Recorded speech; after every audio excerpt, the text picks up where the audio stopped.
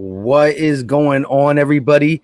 I go by Philly Mike, host of the Philly Talk podcast, but today we are back. It's been long overdue. Battlebirds podcast in the building. You know what I mean? It's been a while.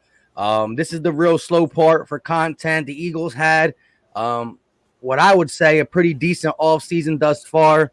When you look at everything we were able to do with a money standpoint and just adding some talent to a young roster. But again, Battlebirds podcast, for those who are new to BBP, go ahead and introduce yourself, my guy to the right. What's going on, everybody? My name is Steven Hyder, Gate City Sports Channel where the cerebral NFL fan comes for about 10 minutes of daily content. It hasn't been daily because we are outside of list, which I'm pretty sure we're going to get into. There ain't been a whole lot to cover other than Zach Ertz still not traded in list. That's pretty much it, guys. And Philly Fresh can't hear us, but we can hear him. Hey, listen, man, I know what's on me. I can't hear nothing that my guys are saying right now. We're going to figure that out. But that, man, you know who it is. You know what it is, man. It's your boy, Philly Fresh, a.k.a. the General, man. We are back. We back like our spinal cord. Seriously, man. It's been a long time. But I told y'all, I seen all the comments in the live. I had to make sure I got with my guys, man, and we back now. You know what I mean? If y'all get a chance, you know what I mean? Make sure y'all go to each one of our pages, like the video, comment, subscribe. You already know. I got some merch out there trying to push that, man. I appreciate all y'all memberships. We got all three of us got memberships. Make sure y'all go subscribe to all the memberships. I'm going to try to figure out why the heck I can't hear anybody right now, but I'm going to let y'all take it away. Go ahead, y'all. Sounds good. While he figures that out, Gate, I mean, you've been quiet other than the Chris Sims list. I did see your video on the Chris Sims list, and you make a point. You know, it's good to come out and dispute and debate it and talk about it because it's a topic, and you know, maybe we shouldn't give it all the attention that we were. But a list is just a list. But it's not even just when it comes to the quarterback position. You got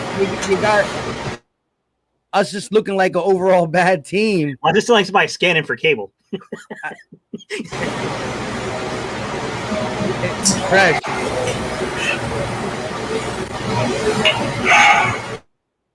Anyways, Gate. How do you feel about the general consensus of us just being a not good team at all? Like us coming into this season being as good as we were last year or worse?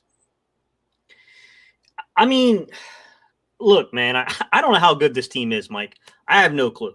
It could be way better than what these analysts think. They could be on point. They could. I mean, it's really hard to tell at this point in time just how good or how bad the team is. I'll say me personally, Mike, I'm a little higher on the offensive pieces around Jalen Hurts than some of the analysts are. I mean, speaking of list, you know, Miles Sanders was 27th, I want to say, or something like that, right? It was deep. Yowzer. Yeah, I mean, I think Miles Sanders is a little better than that. But look, I'm not going to sit here and act like I don't have eyes. And Miles Sanders did not have the fumble, Rooski issue last year either. He did. He kept putting the ball on the turf last year.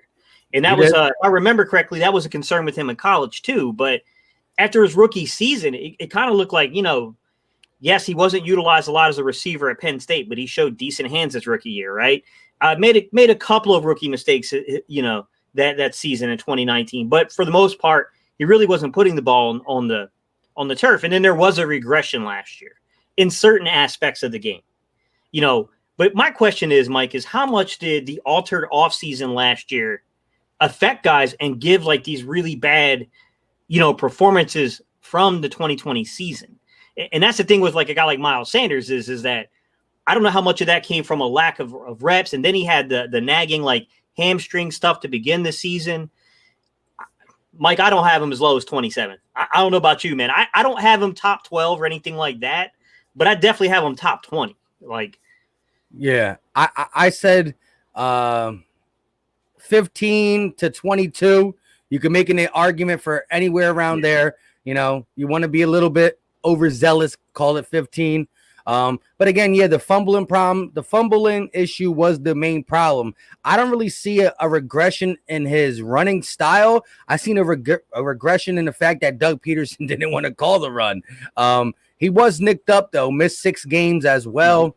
But I mean, 3 plays of over 70 yards, 5.3 yards per carry with over 150 touches. So it's not like he had such small sample size. That's why the 5.3 yards per carry was up there.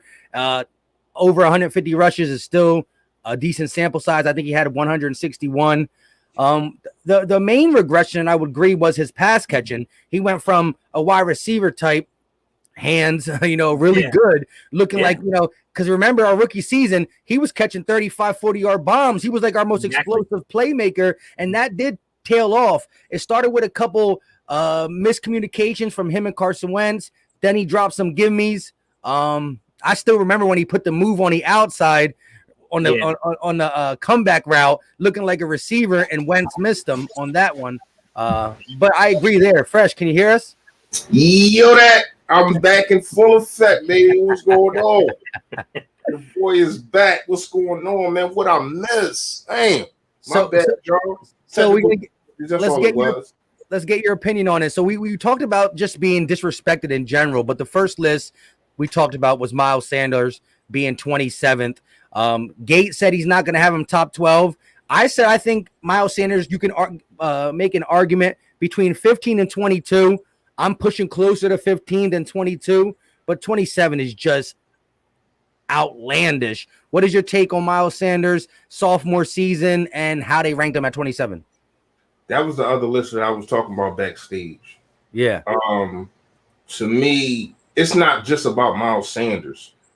The list is atrocious. Like, and he got the same name that I have. You know what I mean? Like, dude is tripping. Like, when you look at it, like I probably like Hunter Nixon is a toss up to me, but I think Miles Sanders does more. You know what I mean? Then you got these dudes that never even played in the NFL. You got the kid from Kansas City ahead of him.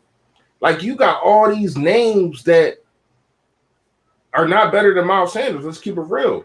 And I blame Doug Peterson.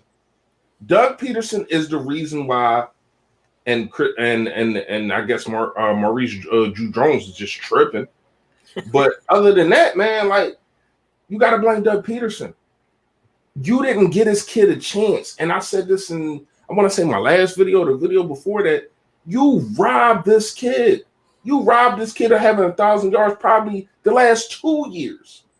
You don't want to run a freaking football. The first game, well, Miles Sanders didn't play, but still, the first game, you chose to throw the ball 62 times? Mm-hmm. 62 times when you up 17 to nothing. And that's a problem, man. Like, we, to me, I'm not gonna lie to you. I don't think that Nick Siri, we all know he's Sirianni, but I call him Nick Siri. I don't think Nick Siri is gonna do nothing like that.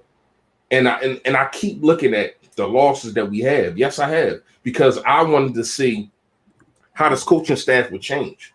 I don't think that Jonathan Gannon is going to give up a 21-point lead in the fourth quarter to the Titans and we lose in overtime. I don't think that Jonathan Gannon is going to give up 17 points to the Panthers and we lose that game. It's all about adjustments. You cannot go. I don't care who you are, because we done seen it with Doc Rivers. We done seen it with Doug Peterson. We done seen it with Jim Schwartz. You cannot go into any game and thinking, I am going to try to put a square peg in a round hole. If it ain't working, you got to switch it up. And that's where your coaching staff and you as a head coach, as a defensive coordinator, special teams, whatever you are, that's when you say, oh, this ain't working. Let's switch it up. Yep. In-game situations for the Philadelphia Eagles has been horrible. Yeah. Even I'm gonna keep saying this. We know how we felt when we won that Super Bowl. But let's keep it tall like City Hall, y'all. If we lost that game all we would say is Jim Schwartz let Tom Brady throw 505 yards on us. They put up 600 yards of offense on us. This is atrocious.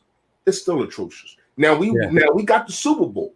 We have the trophy. So that made it bittersweet to me. But I still look at that. I still look at the fact of Tom Brady still has the highest playoff yards in NFL history on the Philadelphia Eagles. Yeah, it was bad. It was very bad. It was very bad. Like, especially in the second half when they made adjustments and just started using Gronk. And instead of you making adjustments to that, you said, you know what? I'm just going to have my guys on the island. You see what you see, Tom Brady, and then you just pick it apart. Because that's what I don't think Gannon's going to do that. I don't think Nick Sirianni is going to do that. That's what Jim Schwartz did. Everything that's in front of you is what you get. It's nothing disguised. It's nothing. We're going to let our defensive line go try to eat, put everybody on the island, and I don't care if it's Rasul Douglas on a speed guy, which is stupid as hell. I don't care if it's a Vontae, who is fine, on a guy that's 6'3". It's pitch and catch. It's pitch and catch at that point.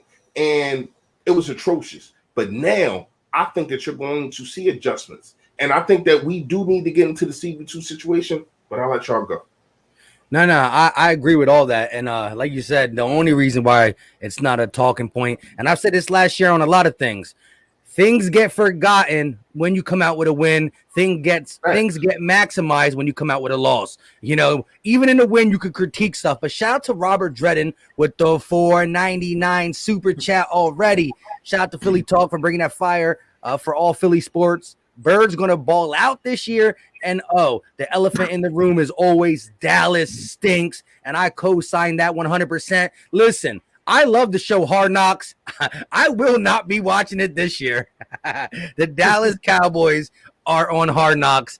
And, I hope that has something like a Madden curse type thing going on. I didn't really look at the analytics on Hard Knock teams either being good or bad. But I hope so, because what can go wrong will go wrong. Look at them on paper. For the last 5 years, they look good until they hit that green. Shout out to Joey Shakes 72. I hope you are enjoying your vacation. I did see you went on vacation. Still getting a couple Eagle videos in on vacation. I hope you're enjoying it. He coming in with the $1.99 super chat. My God, I text you too. I didn't get a text back. I'm on the top about that. All right. There you go. Right, so on vacation. Yeah, I saw a comment. I'm texting before the vacation. Go ahead, go ahead, Steve. My bad. I saw a comment where they were talking about Joe Mixon and Miles Sanders, and they were comparing them. I'm not ready for that debate, Jalen. I'm not walking into debate I have not prepared for. but I will say this. What do you guys feel about Jamel Singleton, who was Joe Mixon's coach in Cincinnati, being here as a running back coach and as, associate or assistant head coach? Because this is a very different dynamic for the first time in Philadelphia in a long time without Deuce Staley leading that room. That is big. Go ahead, Mike. Yeah. I think it's big. I think he's going to do some. I think he's going to help. I think Deuce Staley was a great coach, but whenever you get a new coach, good, bad, ugly, sad. I mean, you don't want the coach to be bad because that can make a downfall. But I like Joe Mixon. I like the growth of Joe Mixon, and so I'm going to use that as ups. And I'm not saying he's better than Deuce Staley, but whenever you got a new coach or a new boss, you got to show out a little bit more. You're not as comfortable with him. You might not have as many relaxations in conversations and film study in practice. I'm not saying Deuce was a guy who let them do whatever they want, but still, whenever you have a new boss, you just got to show a new thing. And that's why I'm excited to see what even the veterans on this team does, in the sense of just, we got new coaches everywhere, from linebacker coach to cornerback coaches, defensive coordinator, quarterback coaches, running back coaches. So I like the dynamic. I agree with you. I do too. I like it just because it's something different. And I do like Deuce. And I feel as though the running backs always respected Deuce. I thought Deuce was one of the coaches, other than our offensive line coach, that was probably one of the best coaches on the Philadelphia Eagles. Like, when you combined what two coaches do, and I'm so grateful and happy that our offensive line coach is still here, because man, he got some young talent. But yeah, to get back to Deuce and our new running back coach, it's probably something different. And I'm not saying that Deuce's voice probably wasn't being heard, because I think it was, but it wasn't being heard by the coaches, and it definitely wasn't being heard by the organization. It was just time for Deuce to go. And I'm gonna keep it real. Sometimes it's just time. It's just time to part ways. You know what I mean? It happened with Andy Reid. It wasn't like Andy Reid was a bad coach. It was just time. And sometimes it's just time, no matter what the dynamic might be. No matter if that coach isn't happy, no matter if he's not getting the job done, but he's still a good coach, but he's not getting it done in the situation that he's at. Because now look at Andy Reid. He's a freaking Super Bowl champion. Been chasing that for so many years. So new scenery sometimes is just the best thing. And I hope Ben Simmons gets new scenery soon. But go ahead, Eagles. Yeah. So, kind of, there was something you were saying in there, Reese, that resonates, which is sometimes you can be too familiar with the front office, too familiar, with your general manager compared to ownership, compared to everybody. You know what I mean? Even your head coach, there can be too much familiarity there between an aspiring guy that wants to move up the coaching ranks. And let's be real. I mean, Deuce got a lot more years in Philadelphia than what Doug did, but they were teammates once upon a time. Back when Andy first got here, Deuce's perspective that, nobody wanted to lose Deuce, but it did feel like that. Like, there's just no way that promotion's going to come for Deuce this way. Not from Philadelphia. It didn't feel like it. I saw a question by Jalen where he was asking about Jamel Singleton, and I don't, to be honest with you, man, that's really hard to say, because I don't think he has too many years coaching in the pros. Let me take a look. No, primarily he was a college guy. Then he got to Indianapolis in 16 and 17. He went from Indy to Oakland to Cincy, and then finally to Philly. Looking at those teams, Jalen, and like I'd have to go watch something where he's talking about some of his philosophies and what he believes in. But 2018, I have to go back and see who the coach was in 2018 for Oakland. But you're talking about Cincinnati in 19 and 20. That's you're talking about spread concepts. So you're talking about a spread concept in the coaching staff there. So I mean that's Taylor.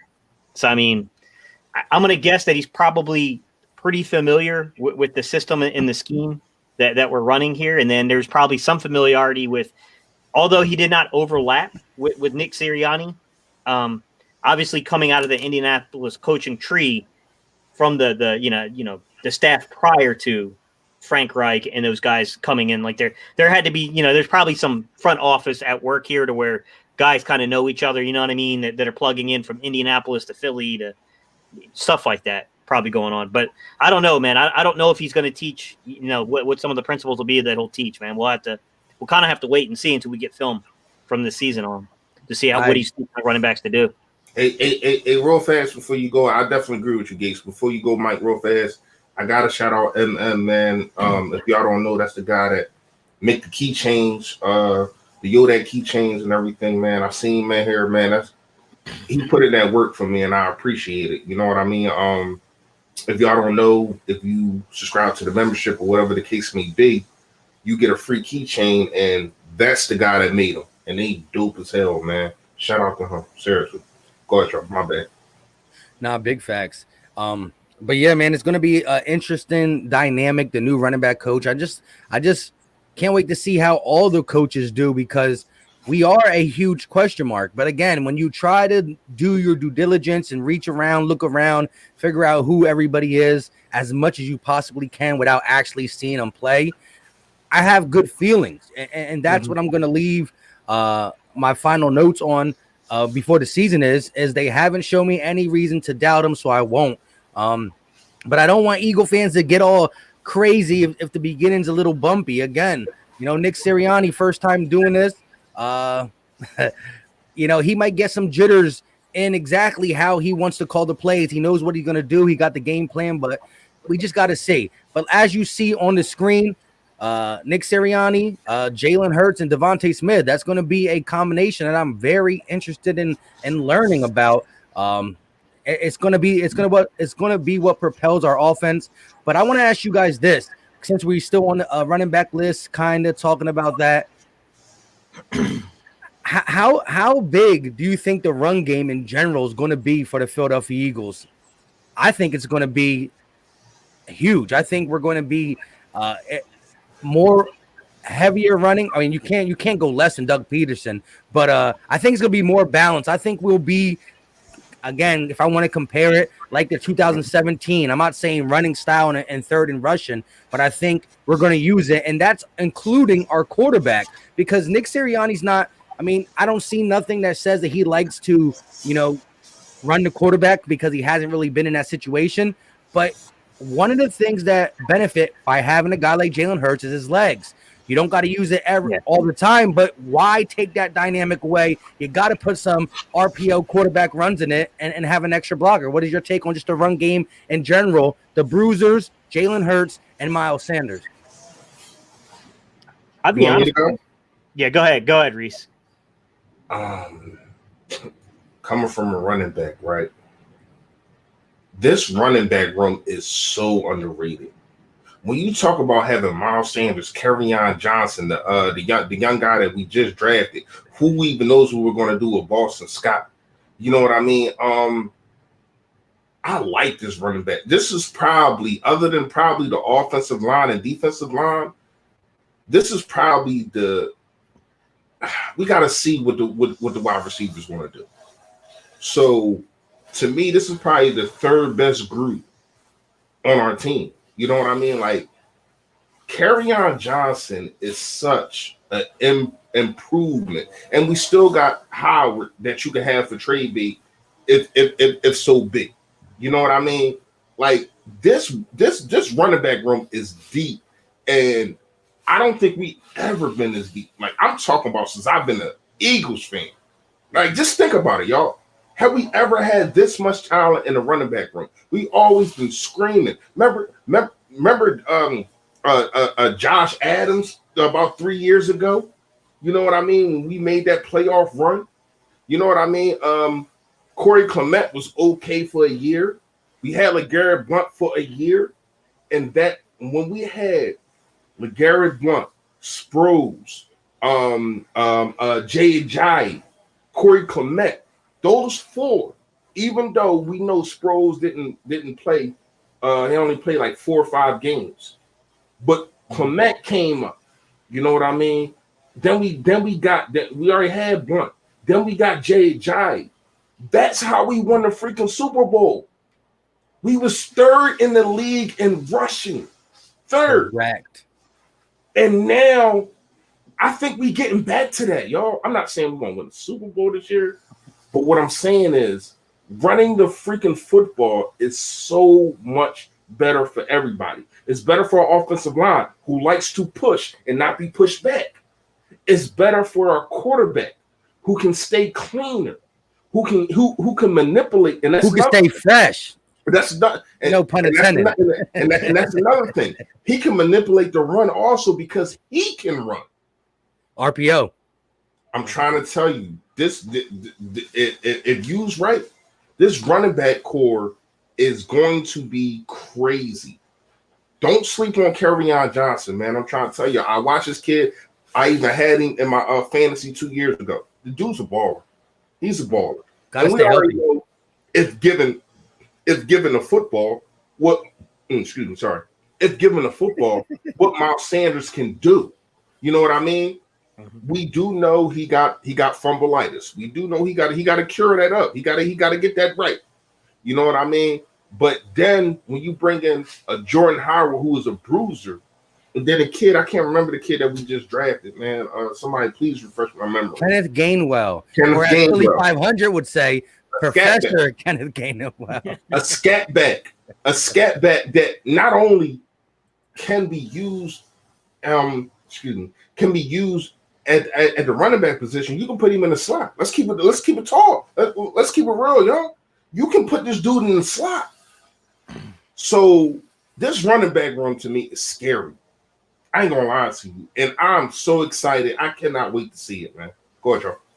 Yeah, Gabe, before you go, I want you to bring this into your conversation a little bit if you watched any of this, because that was going to be my video coming up. I mean, I like what Doug Peterson did in the Saints game because the RPO was just scary with how Miles and Hurts both had 100 yards rushing because they were scared of Hurts as much as Sanders and Sanders as much as Hurts. But go ahead and talk about the run game that you see for 2021 Eagles. I see multiple aspects of this. The first thing we can go into is who's on the coaching staff, what was brought in, and what their background is. Shane Steichen. Shane Steichen worked with a young quarterback last year, right? I mean, let's just be real. How did he supplement the learning curve for Justin Herbert? Through the running game. And I had Charger fans that were, because you guys know I made a video early on where I talked about the Eagles potentially having interest in Shane Steichen because of his relationship back to Nick Sirianni. And it was just a wild, lucky guess, guys. It's not like I had any intel to that, man. It's just understanding where these guys have relationships and who they know across the league. But Shane Steichen got criticized because he was running the ball in downs in situations that, Charger fans didn't agree with, which for Philadelphia, that would almost be a blessing just because we've been so deprived from running the ball in such common sense situations that any kind of drastic change is going to be that. And Shane Steichen comes from the Anthony, not necessarily Anthony Lynn tree, but he coached under Anthony Lynn the last couple of seasons in I keep calling them San Diego when they're Los Angeles now with the Los Angeles Chargers.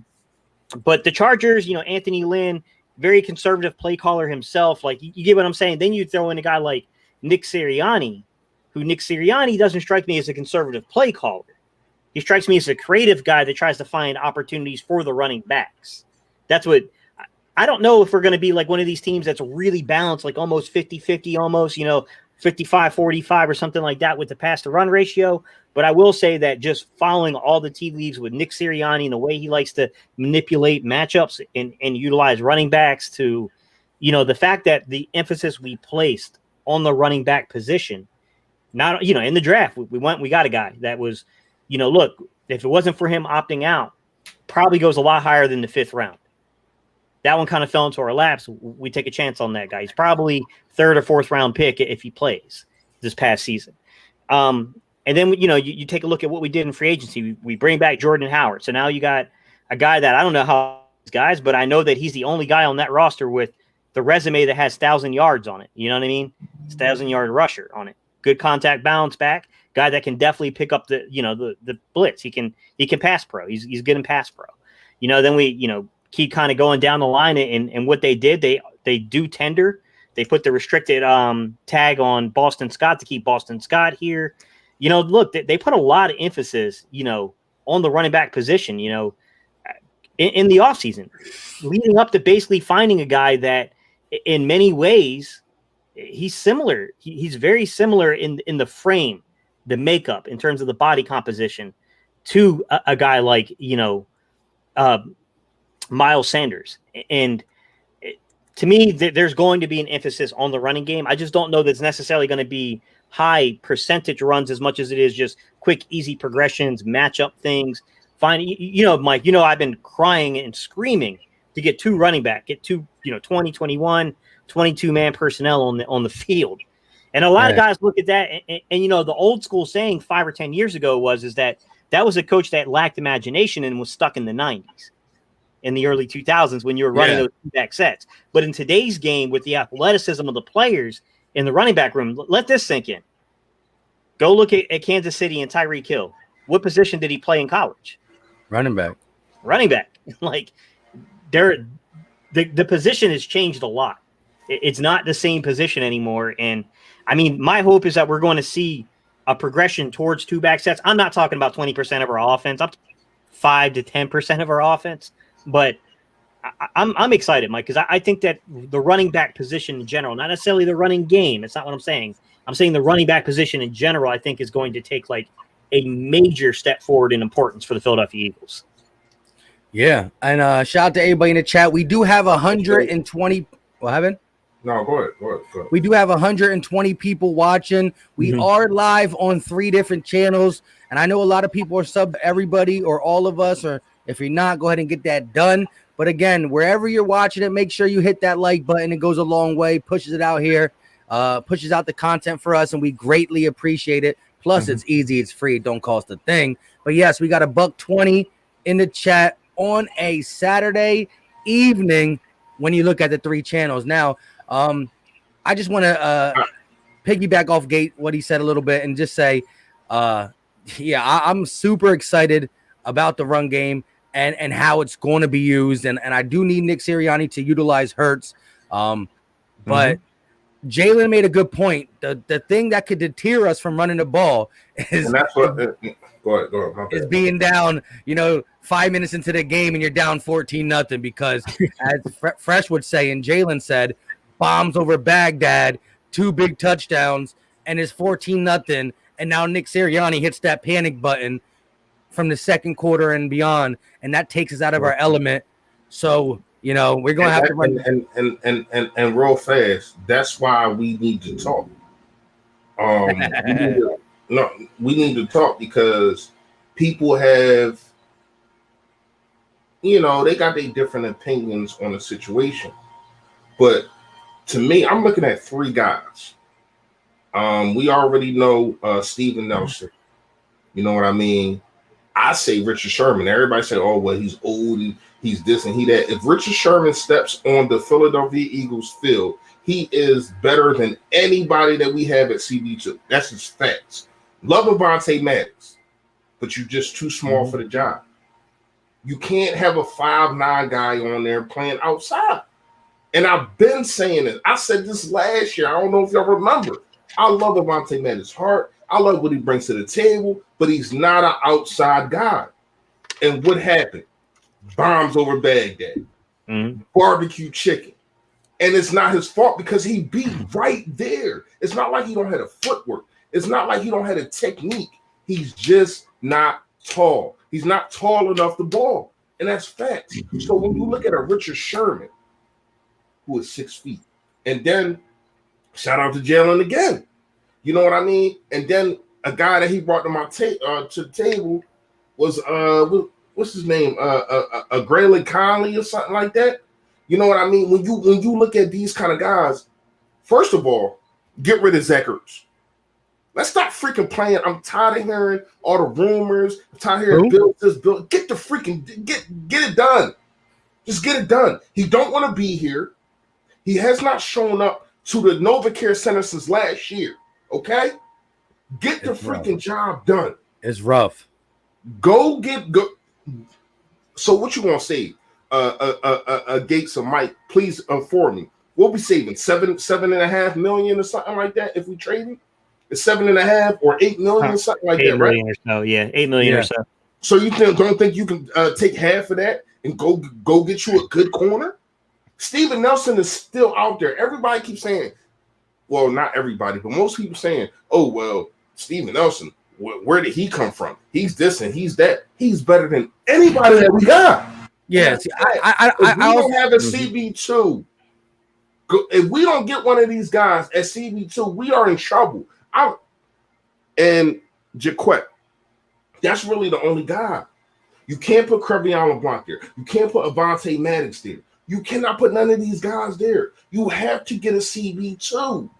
If we don't, we are in trouble. Because let's keep it real, y'all. Let's keep it funky like jump socks. So we've got to face Dallas, right? Amari Cooper, a Gallup. They're 2 guys that need 2 guys to be able to stick them. Pause. But they're 2 guys that you have to have significant guys there. Now, Richard Sherman is significant enough to take on the number 2 corner. Oh yeah. Then you look at the Giants. They got Galladay and Sterling, right? That's good. And then you look at Washington. They got Scary Terry and Curtis Samuels. Exactly, and this is what I'm saying. Just even in your division, you need a CB2, or you're not winning jack. So all these people that want to say Richard Sherman, Richard Sherman this and Richard Sherman that. First of all, half the damn Eagles always injured. So whatever. He fit right in. That's what I'm saying. But you got to look at the big picture of it. You have a veteran guy who is 6 feet. 6 feet. I think he's like 6'2". But if you can get the guy that I just named, Conley, 6 foot 190, I think he's vulnerable. And it's going to be a different scheme. The CB2 is probably going to get help. They're not going to have a back to the ball all the time. You're going to see Darius Slay get more interceptions because his back's not going to be to the ball all the freaking time chasing wide receivers. It's going to be schemes. It's going to be, and Gate City, I know you done brought this up. Mike, I know you done brought this up. Cover 7, I don't believe in it, but it's basically a cover 3 over 1. That's what we called it in high school. Basically, you got 4 safeties out there. You know what I mean? And everybody can tackle. And we have the safeties. When you look at Avonte Maddox, if he's not going to play the nickel, excuse me. Mm-hmm. And then you look at we already know McLeod. We already know what's his name, man? Kayvon Wallace. You know what I mean? If you got them guys out there, everybody can cover. You know what I mean? And I think we're going to see different things. I think we're going to see even a 1 linebacker set. Stuff I like to me, if you're facing an Arsenal, like let's keep it real. When we play Tampa Bay, you don't need that many linebackers out there. You know what I mean? I know they do got Jones and they're going to run the ball. But if you got guys that can tackle, you only need 1 or 2 linebackers. You know what I mean? Go ahead, John. But real quick, shout out I just want y'all thoughts on CB2. Who y'all would pick? My bad. And I got a question for Gate, and he did a video on this guy, and I want to get his take on him. He's been the lost commander in the Eagles secondary. I think people forgot that we have him, but Lawrence James joined either Yodat Nation or the General. Shout out to you. Oh damn, I ain't even appreciate you, man. You already know Yodat, man. Listen, everybody, real fast, Mike. Everybody, if you join the membership, my email is freshfit215@gmail. You email me your address and I will send you the keychains, man. Seriously, man. Put it in the. Thank you, OJ. You can pin it on the top of your chat if you want. Okay. So they can just get it. But real quick, so. Maybe I'm saying his name. I'm just gonna call him Shaquille Taylor, the guy we picked up. That was the one thing. So the season ended, right? The season ended, and as soon as the season ended, the Eagles picked up Shaquille Taylor, cornerback from the Colts. He's a bigger guy. I'm not saying he's great. You know, maybe he's along the line of a Jermichael Quett, maybe a little better or a little worse. I haven't watched tape, but I do got to watch tape a little bit because he's coming on the channel on Wednesday. I got Shaquille Taylor coming on the channel. It'll probably be a live stream. He's okay with the live stream, so it'll probably be around 7 o'clock. But I do remember I might have to cheat and just watch Gate's video before I interview him. But Gate, people don't talk about him. They talk about Jaquette, Maddox, Zach McPherson. What do you got? What do you take from his game and his possibility if the Eagles don't go get a veteran corner, which I prefer them, the Steven Nelsons, the Richard Shermans, somebody out there to help. If we don't go there, can Shaquille Taylor make the team? I mean, Mike, I'm gonna be real with you. At this point, it's hard to rule anybody out from making the team, just because it's not like there's, you know what I mean? There's only a couple of like really guys that probably are solidified in their standing, right? I mean, you know, Darius Slay is probably likely not going anywhere. Let's be honest, at least not this season. You know, Avonte Maddox has a very easy path to the roster. Doesn't mean that he won't get beat up because they did put. Hey, people can say what they want to about him. He's probably our second best corner right now, but at the same time, I got to believe this coaching staff is a little suspicious of him because they went out there and got a lot of guys that can play inside at the nickel. Let's just be honest, including our draft pick, who can play inside. He doesn't want to. He wants to play outside, but a lot of analysts had him inside as a nickel. That's just the truth. I look at Shaquille Taylor, Mike, and he's got as good a shot as anybody to be on the back end of the roster. This is a guy that did play in Indianapolis for a couple of seasons. I think it was a season or two. He actually started games there, I believe. He actually got reps and was in game. Then he kind of got bounced around. I think he ended up on the Giants eventually, Mike, and basically got bounced around practice squads. I think he was an injury issue. Adequate size. He's right around 5'11", 6 footish. Decent foot speed. I think his pro day, have him tell you, man, I could be wrong. You know, pro days are a little funny, but I think his pro day number was a 4.4 240. He doesn't, he's not like, he's not like one of these Darius Slay types that's, or what's the other guy? The one I made a video about, Michael Jacquet, who's got, 33-inch freaking reach. He's more about 30, a little over 31 inch in his reach. I mean, he's got adequate size for a corner. I don't know where his recognition is yet, Mike, and you might want to ask him, ask him some questions about what he feels about playing. We don't know. I mean, we're speculating cover 7, but we're trying to read the tea leaves from what's said in press conferences, and some of the things that Gannon said would lead you to maybe suspect that the Eagles might be a little cover 7 heavy. Now, look, we'll still be probably cover 3 base. We'll still see some 2 safety split stuff. You'll see cover 2 and quarters. I definitely think you're going to see a lot of quarters, to be quite honest. But I would ask him, hey, have you ever played cover 7? Or he's played cover 7, but I'd ask him, how much cover 7 have you played? How comfortable are you in it? Yeah, tell him, hey, man, walk me through it. If you're playing outside, what's your responsibility in something like the cover 7? And it's going to vary by the technique they're running. But, as Fresh was saying, the thing about cover 7 is that it's a lot of processing. It requires a lot of thought. That's the thing. You have to have a very high level understanding of coverage. Everybody got to be on the same page. Yeah. If one person misses the assignment, somebody's wide open. If you do a Malcolm Jenkins, you're burnt. Yeah. but real fast, y'all ain't answering my question. So at CB2, who is your answer right now? What would you try to do? Would you try Richard? You know what I mean? This is what I would do. I mean, if you're looking for a quick Band-Aid, Richard Sherman. I know I'm thinking he wants to go to a contender, but if you're looking for a guy who can cover you for 1 year because we're broke, you know what I mean? But also audition for the long term. But if you get rid of Zach Ertz, you got that little. Correct. Yeah. You could play with it. I think Steven Nelson would be the perfect decision because, again, I never said that he's a shutdown corner, but when you look at Steven Nelson and then you look at everybody else on the Eagles, you're like, oh, yeah, Steven Nelson looked real good. You know what I mean? That's where it's coming down to. And if it's a difference of the Eagles offered him $3 million and he wants $5 million, you get rid of Zach, you can do it. And what he will do is audition in that year because he's only 28.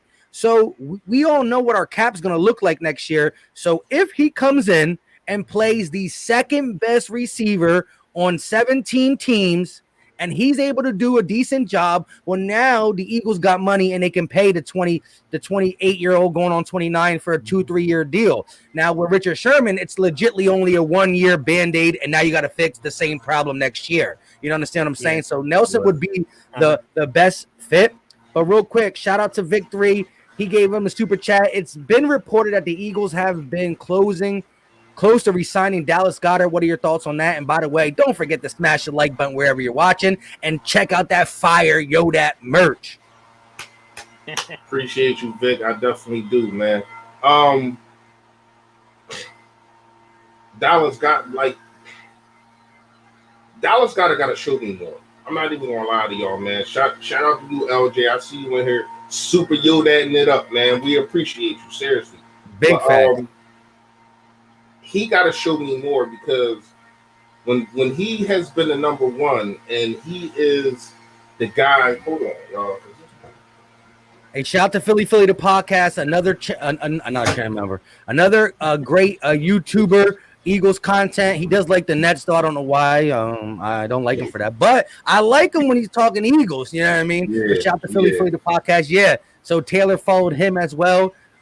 You know what I mean? Listen, this is the thing. You know, when I get these little interviews or I can talk to these guys, you know, I'm always rooting for him. So, you know what I mean? At the end of the day, if he gets to find a spot on the 53-man roster and contribute, I'm gonna love it. You know what I mean? Right. And that's why let's go Taylor and my guy Bradley, Sean Bradley. But go ahead, Fresh. Yeah, what I was saying before I was really interrupted, somebody just started cutting grass. First of all, it just got finished raining. Why the hell did you cutting grass? But anyway, Goddard has not, like, if you really look at the numbers and you look at what's going on, when he has been a number one, he hasn't, and a lot of that might be scheme, because we already know, I think the scheme freaking stunk the last 2 years. So a lot of that might be scheme, but he has not been a guy to where as though you can say, that's my guy at tight end number one. I think with him and Dick Rogers, though, I think them two is a nice. It's a nice it's a nice little 1-2. I don't know what we did with the guy. What's his name? Is his name Butler or Hunter? One of them guys that was a wide receiver, but I think that he is really a tight end. Yeah, I think. And I don't want to hear that J.J. Arthur-Whiteside should be moved to tight end. It's not going to happen. It shouldn't happen. You know what I mean? Can he be using the red zone? Yeah, but he's probably a dunion. I ain't gonna lie to you. That's just going to be a bust, whatever. But Dallas Goedert needs to prove something, and not only just because I'm saying it, because it's contract year for you, brother. It is. It's time for you to get paid. So you need to ball out. And I know he has the talent. I'm not going to sit here and act like he doesn't have the talent. When I grab somebody up about them not reaching their peak or not peak, but not reaching what I know that they can do, it's because I know that they got the talent. If you just like a Matt Hollins or whatever the case may be, then all right, whatever, dude, get out of here. But if you somebody that I know got the talent, like Dallas Goedert can be not a Kelsey type, but like a Grunt type. And we seen it. We seen in a Dallas game. I don't know how the hell he got called for pass interference when his helmet got ripped off that game. I don't know if y'all remember, about 2 years ago. Helmet got ripped off. He ran for a touchdown. They called it back. We seen things like that, and we say, damn, that's flashes. But we need consistency from Dallas Goedert. You know what I mean? And I think that he can, but he got to prove it this year. Go ahead, Joe. Nah, I agree. Real quick, Lawrence James, though. LJ, shout out to the 2 super chats you gave my guy. Greatly appreciated. And it was funny. 3-Card Marty said, I'm 6 foot, 186. I'm laying pavers in this pace heat wave. I'm ready to play CB2 for us. You know what I mean? I know Sign my guy. That's right. Sign my guy. And you might come in and be better than what we got right now. That's the crazy part, man. No disrespect to the guy that you about to put on a live, man. No disrespect. I know, right? So Liz, and I mean, hopefully, yeah. Shout out to Shaquem Taylor, but you know, this team, when you just look at it again, we started this live stream talking about the list. We got a couple of them in there, but just the general disrespect of just not being a good team solely off, you know, other teams get the satisfaction of their coaching wasn't just that good. They were injured. This and that happened. It's like the Eagles don't. It's like I think these reporters and analytic guys are just coming out here thinking that Doug Peterson's coming back. Oh, by the way, Carson Wentz is here still. Oh, by the way, we still got a 14 different combination at the offensive line. And it's like you look at if you go through the names on the roster, we have some veterans in here. We have some Pro Bowlers. We have some guys that can make things happen. And so I'm not here trying to advocate we are a top 10 team because there is unknowns. We have again, quarterback coach combination is the ultimate unknown. But how do teams win in the NFL? D-line, O-line. And you cannot tell me that our D-line and O-line is not top 10 O-line and top 7 or 5 D-line in the NFL when healthy. And right now, we are healthy. And that's how you win games. And that's how you elevate young wide receivers. That's how you help a young quarterback. And that's how you really help a struggling secondary. And we got the tools to help these guys. But we're 29th. So we're better than 3 different teams. You know what's interesting to me about the defensive line is how are they going to do? Are they going to do like Jim Schwartz did with the rotation? Because if they do, to me, we already know what Fletcher Cox brings to the table. Do I think he needs to do more? I think that he's been injured, so that probably hindered him. I think Hargrave is going to have a better year. I think they're going to put him in the A gap instead of being in the B gap. And I think it might sound crazy, but just switching over to one side of the line could change how a player has been comfortable playing his whole career. If y'all get what I'm saying, I don't know if y'all understand what I'm saying. Being in the A gap and being in the B gap are 2 different things, and it's as close as they are, it's still 2 different things. But to me, this 3rd round draft pick is the deciding factor of us being top 5 or top 3. If this dude is a rotational player and can come in and you don't miss a beat, the league, the NFC East in trouble. I ain't gonna say the league. The NFC East in trouble. No, I'm dead serious. Nah, I hear you. We already know. I think Sweat takes a leap. I think Derek Barnett has no choice but to take a leap. You want to get paid? You better play. You better play like your heart depends on it. You know what I mean? I don't think Graham falls off.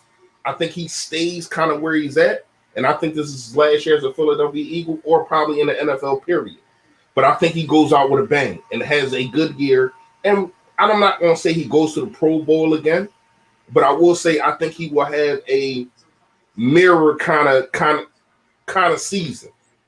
And he would be the leader of that defensive line because even though we know Fletcher Cox is a $100 million man, we all know who the leader of that defensive line is, who the vocal guy is, who the guy that gets everybody up every single day, who the guy that gets everybody hyped, the guy that gets and we're gonna miss him.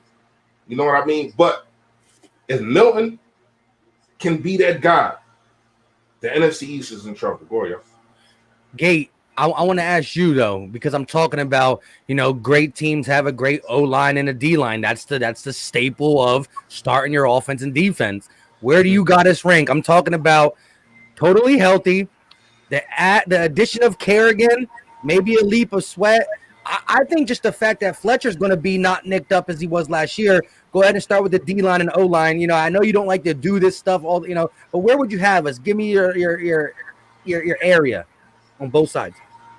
I mean, I think there's 2 concerns here. You have the immediate versus the long term. In the immediate future, for this season, I think there's talent along the defensive line. Like, there's no doubt about it. Like, our biggest question is going to be, can Barnett be worth the 5th-year option? And what do we do if he is? Because if he does show out, then you got to do the complexity of figuring out, do you let a young pass rusher walk? Do you sign the guy because you're going to overpay for him at this point, no matter what you do? It's a difficult situation with the Barnett situation. Anyway, though. Yeah, I mean, it's a difficult situation. I think Jalen, him and I were talking back and forth, and I think he had the point of what might be really interesting is to look at the guys who went into a 5th-year option or just a contract year in general, had a big season, look at their contracts and look at the production the following 2 years. I think Jalen was saying something like that. I mean, I don't know off the top of my head what that looks like, but of course that would be a concern is if a guy goes off in a contract year, who knows if he's going to give you that same effort every single offseason. You know what I mean? It's hard to say.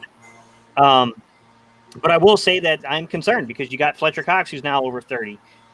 Massive contract that we're trying to figure our way out of right now. I mean, we keep reworking his contract to get other guys under contract, which keeps pushing that deal down the line. Eventually, it all comes due. Eventually, but you know what's crazy with Barnett? Gates, I ain't in control. My bad. Go ahead, man. I just wanted to say this. I'm going to get out your way. Okay. Barnett is only like 25. Like people forgot that he played for us when he was 20. Yeah, he played for us when he was 20 years old.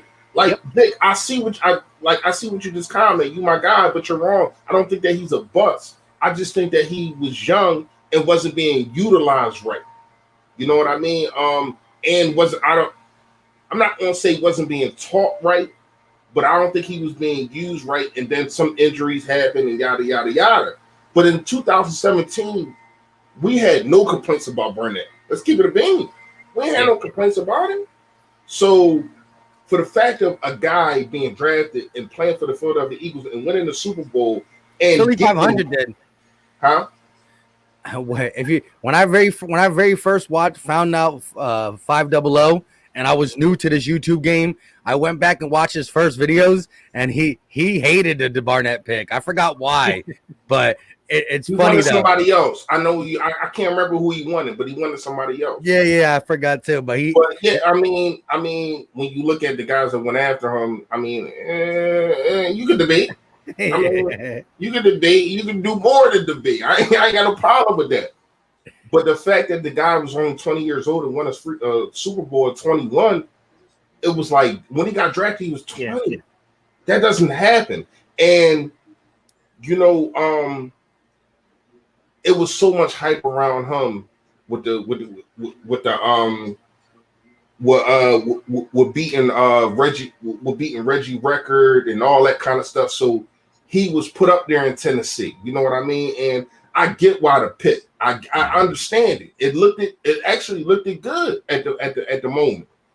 But I'm not gonna just lose. I'm not just gonna lose faith on the dude now. You know what I mean? I'm gonna see what he got this year. If he don't show me nothing this year, yeah, I'm not signing him back. So that's why I said this is the defining factor. Go ahead, Gates, my bad. No, you're good. I mean, look, I look at Fletcher Cox and I'm excited to see what this guy does in this system. This is going to be different with Rocker at defensive line coach. I think Rocker is going to have input into the things they do with the line. So, I mean, it's going to be interesting to see what kind of impact Fletcher Cox can have, because if you look at his contract, he's got an out in his contract next year. I mean, don't get me wrong. You're going to eat dead money if you cut him. You're going to eat about $13 million in dead money if you cut him next year, pre-June 1st. But you're going to save 10.6 against the cap. That's a clear out in the contract. So now you got Derek Barnett on a 5th-year option. You got Fletcher Cox now has an out in his contract. Kerrigan's a good football player, but he's only on a 1-year deal. By the way, Josh Sweat is coming due, and he's on the last year of his contract because he wasn't a first-round pick, so he was only on a 4-year deal. So this is his last season. You know, Brandon Graham is clearly on his last season. I mean, maybe the Eagles work something out again, but I doubt it. He's 33. I can't see that happening at this point. I mean, when you really look at the long-term, you know what I'm saying, projection of the defensive line, it is concerning. Not just the defensive line. And I don't want to go on my rant right now because I know that you're talking. Go ahead, man. Go. Hey, Gate. Give me where you rank real quick. Go ahead, because I'm about this. Go ahead. Until I see it on tape, Mike, this is what I hate about preseason projection rankings, right? Yeah, it's I'm hard. going to put them middle of the pack. I'm going to say top 16, certainly. O-line? Yeah, D-line. I'm going to say D-line, top 16, definitely. Because I don't know where Derek Barnett is. Josh Sweat still has a degenerative knee issue. I like Kerrigan, but Kerrigan has been kind of dwindling over the last few years. There's a lot of potential, right? I don't know what Fletcher Cox is going to look like in an under front to where he could get a one-on-one matchup and destroy somebody, right? I don't know. You know, some of these things are unknowns. That's why I hate doing preseason rankings. I would just I look at it this way. I can see this going badly. I can see this going like really, really well, and this being a top 5 defensive line. It comes down to a few guys like Hargrave. Man, the talent's there with Hargrave. But when Fletch left the game late in the season, I didn't see it from Hargrave. He's got to prove it. Hargrave's got to prove that he could be a one-gap defensive tackle to me. He can definitely play 2-gap. I saw what he did in Pittsburgh. He was good as a 2-gap D lineman. He's got to prove he can be a 1-gap lineman to me. So you call 1-2. I call AB. A and B, yeah. Yeah, You're playing the gap, the physical gaps, yeah. Yeah, but it's so different. Go ahead, my bad. But no, I was going to let you go ahead and go into what you said that you were going to go into the rant. But yeah, then you have the guys behind them. You have Hassan Ridgeway and all those guys behind them. Yeah, real quick before you go on your rant, make sure you guys hit that like button. We got like 142 people in here. We are live on 3 channels. Hit the like button, greatly appreciated. And yeah, I think the immediate future is good. The long-term future is questionable. I still got us a little bit higher in 16, only because I think we were pretty good last year, especially in hurries and sacks. Maybe not against the run, but go ahead, Fresh. Kill it. Kill him with kindness. All right, before I go on to my rant real fast, Victory, my guy, the reason that they didn't take TJ Watt is because we had Jordan Hicks. And Jordan Hicks had so much upside before he got hurt. Let's keep it a million. Like in 2016, he was balling. So that's why they didn't take TJ Watt and they went with defensive end. You know what I mean? But I get what you're saying. Now it looks bad, but we did have Jordan Hicks then. You know what I mean? All right, so Gates, you made some very, very good points. And what I'm pointing out right now is the money factor. The fact of the matter is how we keep pushing things back and back and back. And everybody, I ain't gonna say I don't remember exactly how many people made videos chanting on how we yada yada yada. But I do know I text everybody and said, yo, you're wrong. I text Philly 500. I text LB. I text everybody and say, yo, you're wrong about this because of the fact of you're moving money back. You're not getting rid of money. It's not like he's getting rid of it. He's moving it back. And in 2 years, Miles Sanders is going to have to get paid. Dallas Goedert is going to have to get paid. Jalen Hurts is going to have to get paid. Yes, because he wasn't a first-round talent. I mean, not talent. He wasn't a first-round pick. He was a second-round pick. So this is the second year. You're going to have to pay your quarterback probably next year if that's your guy. Because nobody except for the Dallas Cowboys pays them on a final year of franchise tag or whatever the case may be. So Miles Sanders, Dallas Goedert, Jalen Hurts, Josh Sweat that you brought up, Derek Barnett if he balls out. I mean the list goes on. And you talking about paying all these guys, and you still got to pay the older guys that you push back their contract.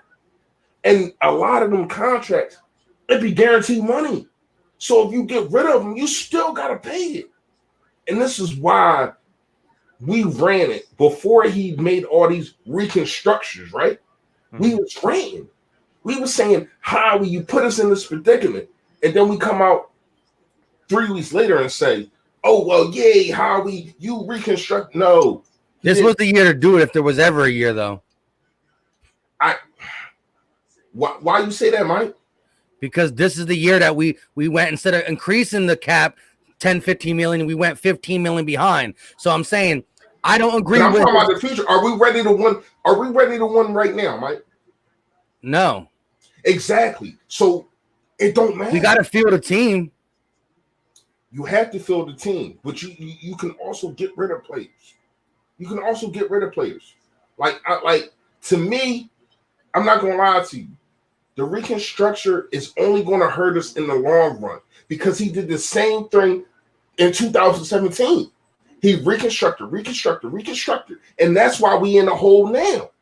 Yeah, but you gotta look at each. You gotta look at each reconstruction and see, because some of it is not pushing it down. Some of it is turning into guarantee money, which comes off the books of the cap hit. But the Eagles still pay it today, but we're not paying it in cap. It's little things like that too. So most of it is kick the can down the lane, but you could do things where a couple million is not down the lane. It's just like now it's not going to kind of get the cap because we're putting it into a signing bonus, this, that, and the third. So just because you get reconstructed don't mean all that is going down. Each one has its own different story. Yeah, I get that. I mean, everybody got their own different story, man. Like, that's cool. Mother Goose, cool. All right. So my thing is, everybody had their own story 2 years ago, right? And we still find ourselves in cap hell. Now, here's what I can say. And this is why I think Howie ain't going nowhere. Because people asked me when I went live the other day, is Howie out of here? No, because in the next 2 years, the cap is going to go up. Majorly. I don't think major. By 3 years, when that new TV, by 3 years, not 2, that new TV deal is going to hit. Yeah, but most of our contracts are back 2 years. It's not, or one or 2 years, and then we got to pay so many people.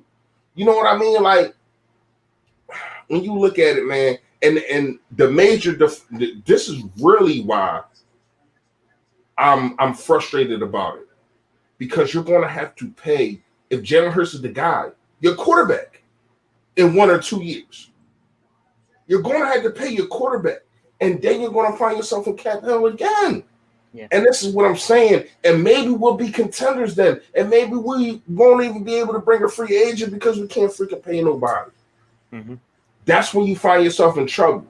You should have, if you want to do, see, what they went with was, we're not going to rebuild, we're going to retool. But by doing that, it might have got you in trouble. Because instead of saying, you know what, let's get rid of either Lane Johnson or Brandon Brooks, get that 10 or 12 million off the contract. Instead of you saying, let's try to trade Fletcher Cox and get that 20 million off the contract because we got Hargrave. Instead of saying, you know what, let's get rid of Zach Ertz, which they still haven't done. Instead of you doing all of that, I just named four people, and that's like 35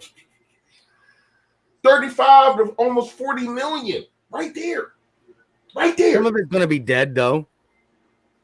What make you say that, Mike? Why you think that's going to be dead cap money? I don't understand that. Everybody that you name will have a dead hit with us, and we already took the biggest dead hit cap, the biggest dead cap hit in NFL history with Carson Wentz. This, what I'm saying is, I don't agree with it, but if there was ever a year to do it, to keep yourself afloat, and again, you got to understand this, though. Rebuilding teams, like super rebuilding teams, don't attract no free agents, so you still want to stay relevant while trying to rebuild. That's how you eventually get back to the high praise, get back to the money on the positive side while being able to bring people in here. Why do you think it only works if you win? And we have a better chance to win if we have Fletch on the team, and if we don't have Fletch. I agree. There's always a time where you got to part ways with people. If we come out and in the first 8 games we win 2, and a Super Bowl team who can't stop the run once Fletch, sorry, gots to go because we won 2 games. But the Eagles are a franchise that is pretty good, that when we get a new coach within the next 2 years, we're competing for something. And I'm not saying this is the case or not the case, but we can't sell our franchise short. We've been a winning franchise in the last 20 to 25 years. And nobody has won more playoff games than us in this millennium. And so yeah, go ahead. I think the way the cap is going to go up, I think we're going to be all right. But Gate, how do you feel about the reconstruction in itself? Because I don't like it either. But do you think if there was ever a time this was the year that you got to just do something? You got to field 53 people out there that are not 53. Who are they? You know what I mean? So I talked about this, Mike. You remember I made a prediction that the Eagles will go over $50 million in dead money hit this season. And right now, I'm going to be honest with you, I'm just short of my estimate currently. Currently, the Eagles have the highest dead money in the league at $48,982,035. All right. Detroit would be number 2 at $42,633,331. I'll be right if something happens with Zach Ertz this year. We'll go over $50 million, which is a big, big number. A lot of people thought I was straight tripping when I said that, but I understood the math behind the contracts. And I knew that when you really looked at what we had to do to get to the positive side of the cap, I knew that it was going to be a lot of dead money we were going to have to shed.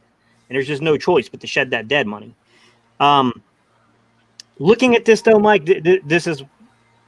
it's part of the business if you play. I think is it Mickey Loomis who started this crap? The Saints GM, I think, that started this weird backloaded contract stuff. Okay, everyone has different philosophies in the way they do it. I can't remember the GM that's out there in Green Bay, but the GM in Green Bay has a completely different philosophy to how he does his contracts. Right, he does not do a lot of backloaded contracts. He does not do a lot of weird cap tricks with dead money and things like that to get guys under contract. He's more of a let's just pay the bill He's a balanced budget guy. I'm sorry, guys. I'm not trying to get political. He's a balanced budget guy, right? I got X amount of dollars. I want X amount of dollars. I don't exceed it by weird cap tricks to get there, right? It is what it is, man. Like, we're stuck with these numbers, man. These numbers are they're stuck with us. Like, it's part of the reason that we are struggling is that, and I think Fresh was kind of alluding to this. We have struggled to identify when it's time to give up on guys. That was the biggest thing. And I'm not casting stones because, to be truthful, you guys were right here with me. I was not happy about Malcolm Jenkins in that situation. That had nothing to do with dead money. But I wasn't happy about that situation. It's tough to let go of certain guys. It really is. It's really tough to let go of certain guys. But in hindsight, with the benefit of knowing what we know now, we made mistakes. Correct. Because here's the thing real fast, Mike, and I'm gonna get out your way. The reason that we were really upset, let's keep it real, Gates. I'm not gonna speak on your feelings, but if I can, let me ask y'all this. The reason that we really was pissed is because you got rid of Michael Jenkins, but then you brought back Jason Kelsey for $10 million. That's why we was pissed. They were both important, and they were both important to the team. One guy's making all your line adjustments, and he's doing everything on the offensive line that covers blitzes, covers everything like that, makes all your line adjustments. The other guy's out there basically controlling the entire secondary. But one guy can play, the other one can't. I hear you. I hear you, Fresh. They both were tailing off, to be honest. They both were tailing off. But Malcolm Jenkins wasn't tailing off like Peter. Not like people are saying. I agree. He wasn't tailing off as badly as people were saying. They just didn't realize how bad the secondary was and how much he was covering up for other people. But it didn't go beautifully in New Orleans this year, though, either. To be fair, no, it didn't. He had his moments, but he also shined at some moments, and it kind of. He's going to be on the. He's going to be on there for 3 years too, because he didn't want to take a 1-year deal. That was part of the problem too. He wanted a 3-year deal, which this is probably his last year. He done it. Yeah, but here's what I would say. I think he wasn't missing any games. That was the crazy thing to me. Like, normally when you get a guy that's aging, you're looking at Gates. Not missing games. He don't miss snaps. Exactly. Snaps. It was like 2 or 3 years. And that's the difference between him and Jason Peters, who want to check himself out of games and want to sit on the sideline and get hugs and freaking balloons and massages and all that bull crap. Malcolm Jenkins was in the trenches. That was the difference. Here what I want to say. We have to be better at saying who's going to have the good ending of their career and who's going to fall off a cliff. That is true, but that doesn't also that just goes to show that is the more important thing than the kicking the can down the lane, because guess what? If you kick the can down the lane on a guy who's going to give it to you every year on the contract, then it's good. When you backload a contract, here's the thing. You sign somebody for 3 years, right? First year, you think he's going to be at his top thing. Second, here's the thing. If he's okay the first year and then he tails off big on the second year, that means you're paying him probably the most money on the year 3 where he's the worst performance-wise. So you have to find guys that you know who are going to age well. You think that position, there got to be analytics in it. There's positions that age well better than others. Running back is not an age well. Offensive line, decently. Tight end, you can age well. Look at the Gonzaleses, the Gates, the Gronk still winning Super Bowls. You can age well at certain positions, and that's where you got to figure it out. You're not going to pay a old linebacker. You're not going to pay an old running back. You're probably not going to pay an old cornerback. Receiver, it depends on what style of receiver you are, and so all of that comes into play. We did wrong in the guessing game that we failed at. But a guy like Fletcher Cox is this. Again, his sacks tailed off so much, and that's why he can't be compared to Aaron Donald. But they're still, to me, I can't name off the top of my head a better run defender than Fletcher Cox. And when he goes out the game, you feel it. The dude is an animal, and he does get double team every time. So, but still, Aaron Donald gets doubled, he beats him. Here's the difference, though: their defensive coordinator moves Aaron Donald around, even though he's a D tackle. We don't do that with Fletch. Not saying he can, he can't. I don't know, but his run defense alone is still amazing. And what I'm trying to say is, and shout out to Jalen, and I said this in my lives before: if the Eagles are complete garbage next year, I mean, anybody. This is what you do. You go to the Eagles roster and you filter two things out. The first thing you filter is money. The second thing you filter is age. And if the money and the age don't look right, and we only won 1 or 2 games in the first half of the season, you're out of there, no matter how much we love you, because it's going to be a long time before we rebuild. Now, Jalen was one of the guys say we're not going to be good until for 5 years. I mean, 4 or 5 years. I remember him saying that. I'm on the other hand as I don't remember the Eagles being the Oakland Raiders back in the day, the Cleveland Browns, the New York Giants, the Miami Dolphins, where once we rebuilded, it was half a decade before we can even sniff the playoffs. We missed the playoffs for 1-2 years, and we're back competing. That's what the Eagles sold the city of Philadelphia, and that's why, I love them. I'm 30 years old. I started watching football right around 7, 8. I might have watched it when I was 5, 6, but I don't recall actually enjoying it like 7 and 8. And since 99, 98, ain't nobody could tell me nothing. We a couple epic failures, you know what I mean?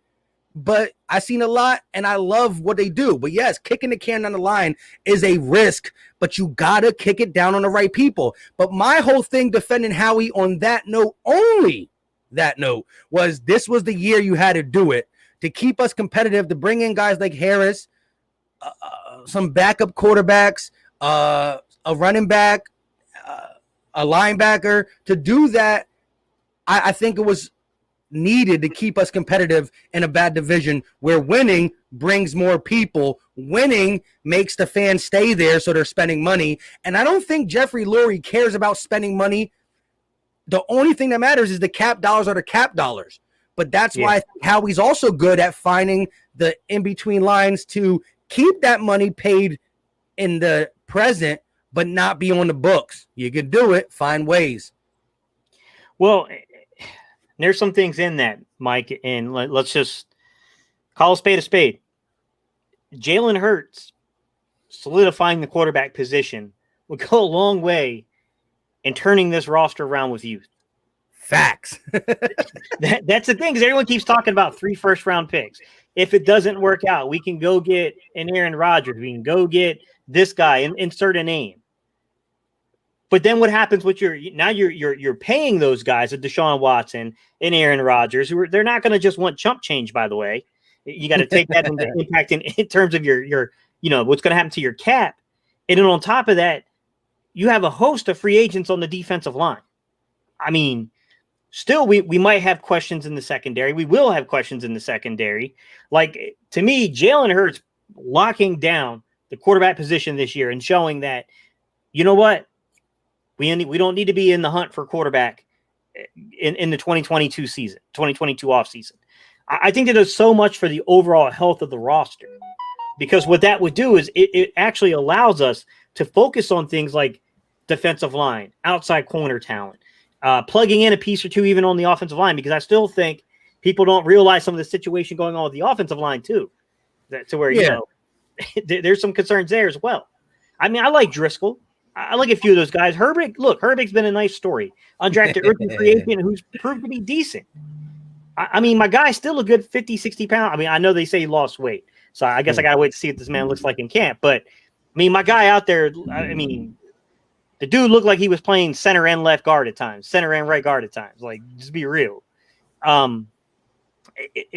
There's so many question marks that need to be filled on this team with an injection of youth that, man, Jalen Hurts locking down that position, it does so much for the long-term trajectory of the roster. It just does. Yeah, I want to touch on a piggyback off what you said.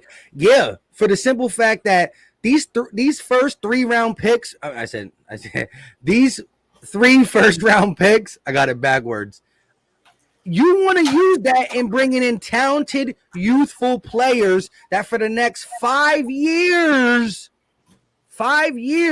is on a rookie contract, getting paid penny to the dollars, probably producing at a first round talent. And that is the biggest thing. Kicking the can down the lane was one thing, but our drafting poorly has been the bigger issue, because when you draft poorly, how do you keep your team good? You sign free agents, and every free agent is going to be overpaid because you got 31 other teams trying to get his services. So the kicking the can down is one thing, but the drafting is the biggest thing. If we spend 3 first-round picks on the future piece of our offensive line, a future secondary piece, and a future something piece, because Jalen Hurts is good, well, now you gave Jalen Hurts more. If you spend that getting a quarterback, well, you're paying that quarterback, and you still got the same old players on the team. And real quick before Fresh shows that, shout out to Eminem. Here's the biggest thing. The Eagles are trying to stay in contention, and I agree, but as Jalen said and as you said, these old players, we have to find replacements for the Fletches, the Brooks, the Lanes, the Darius Slays, because in 3 years they won't be there. And how do you do that? By not signing free agents, by drafting well. Yeah. And my problem is, and I want to get you on this one, Fresh. I want to know what you feel about these young defensive linemen. But they're so late round picks, I don't want to overhype them. Marlon Tulipulotu, is that how you say his name? The dude from USC. And I know it's against the pack. Anytime you're talking about the pack, you got to be a little when it comes to line play. But man, that dude from the nose and what he did hand fighting and how foolish he made guys look tells me that, look, he might be decent in the league as a nose, playing that zero tech, that one shade. And then Teron Jackson. Look, small school. Slow initial pass rush move. He's not a great off the line of scrimmage guy, but that second pass rush was just absolutely devastating in college. BYU was a great offensive line, and he gave them fits. I have so much, the young guys, but they're so, you're talking about 6-round talents. I don't know, man. Where are you at, Fresh, with these young guys? I think offensively, we're going to be fine. I think that we already know it's crazy that we've been on here for an hour and a half almost, and we have not brought up Devontae Smith since we all been together. You know what I mean? But I think that he's going. I don't care about the size. I don't care about none of that. This dude, you want to know why Justin Jefferson broke all of Randy Moss's records? It's because of his footwork, because of his placement, because of him knowing how to find the football. And that's what Devontae Smith does. Now, I'm not saying he's going to come in here and break all these records and do all that, but he's going to be very, very serviceable. You already know how I feel about Quez Watkins, man. Rhaegar, I think they should put him in the slot. Miles Sanders, you're going to have to pay him soon, but I think that he can be a serviceable guy, but you still got to find somebody else soon, because we already know, as much as I hate it because I played the position, running backs are a dime a dozen. You know what I mean? Like you cannot stable your franchise on a running back. The Giants found that out very, very fast. You know what I mean? With Saquon Barkley, even though he is a special talent, but the injuries, you just get hit too much by too many different type of people.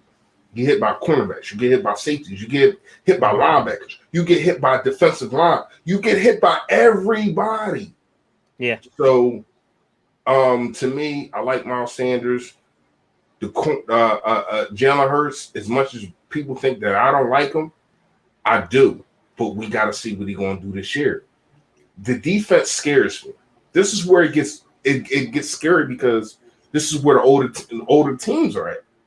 I mean, the older teammates are at. When you look at Brandon Graham, how many years he got left? You look at Fletcher Cox, how many years he got left? When you look at Derek Barnett, is he going to be here? You know what I mean? When you look at Darius Slay, love Darius Slay. How many years you think he got left? 2, 3?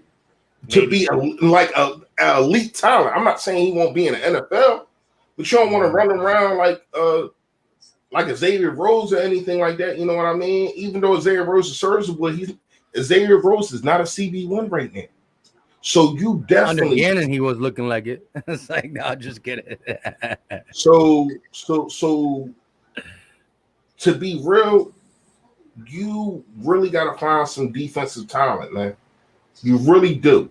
Now, like In I the said, draft. I said this earlier, the Milton kid, I think that he's going to be the X factor on how good this defensive line is going to be. Because like you said, Mike, like you said, Gates, when Fletcher Cox come out, it looks like a whole different defensive line. As much as I ground him up about him being a $100 million man, and it was him and Aaron Donald took steps up and he stayed the same or took a step down. Yeah.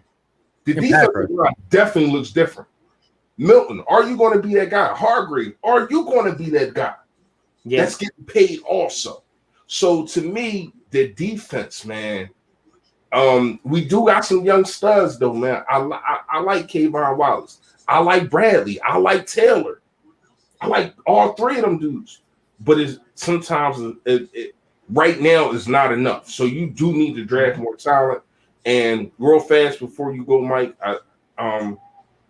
like you said, shout out to MM. Told me the package came.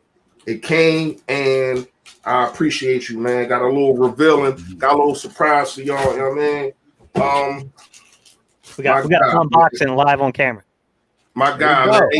Hey, man, listen. Get y'all screen recorders ready real fast, man. I appreciate all the members, man. Y'all get, man. The Yodats, man. The Yodat keychains, they here. They in effect. I got enough for everybody. All you got to do is subscribe to the membership, man. Seriously, man. I appreciate all of y'all, man. This is what we do, man. Shout out to my guy, MM, man. Seriously, man. Oh, he got, what's this? Oh, he put this in here. I'm keeping this for myself. I like this cover. Yeah, that's mine. Y'all ain't getting that, sorry. But that's the throwback Eagles. That's the one. That reminded me of the game we played. I forgot. Remember we had Kevin Curtis. He went off that day. Yeah. So we got the Sixers. You know what I mean? And we got the Eagles, man. Shout out to MM, man. He put his work in to do these, man, and I appreciate it, man. We're gonna make it rain with make it rain on.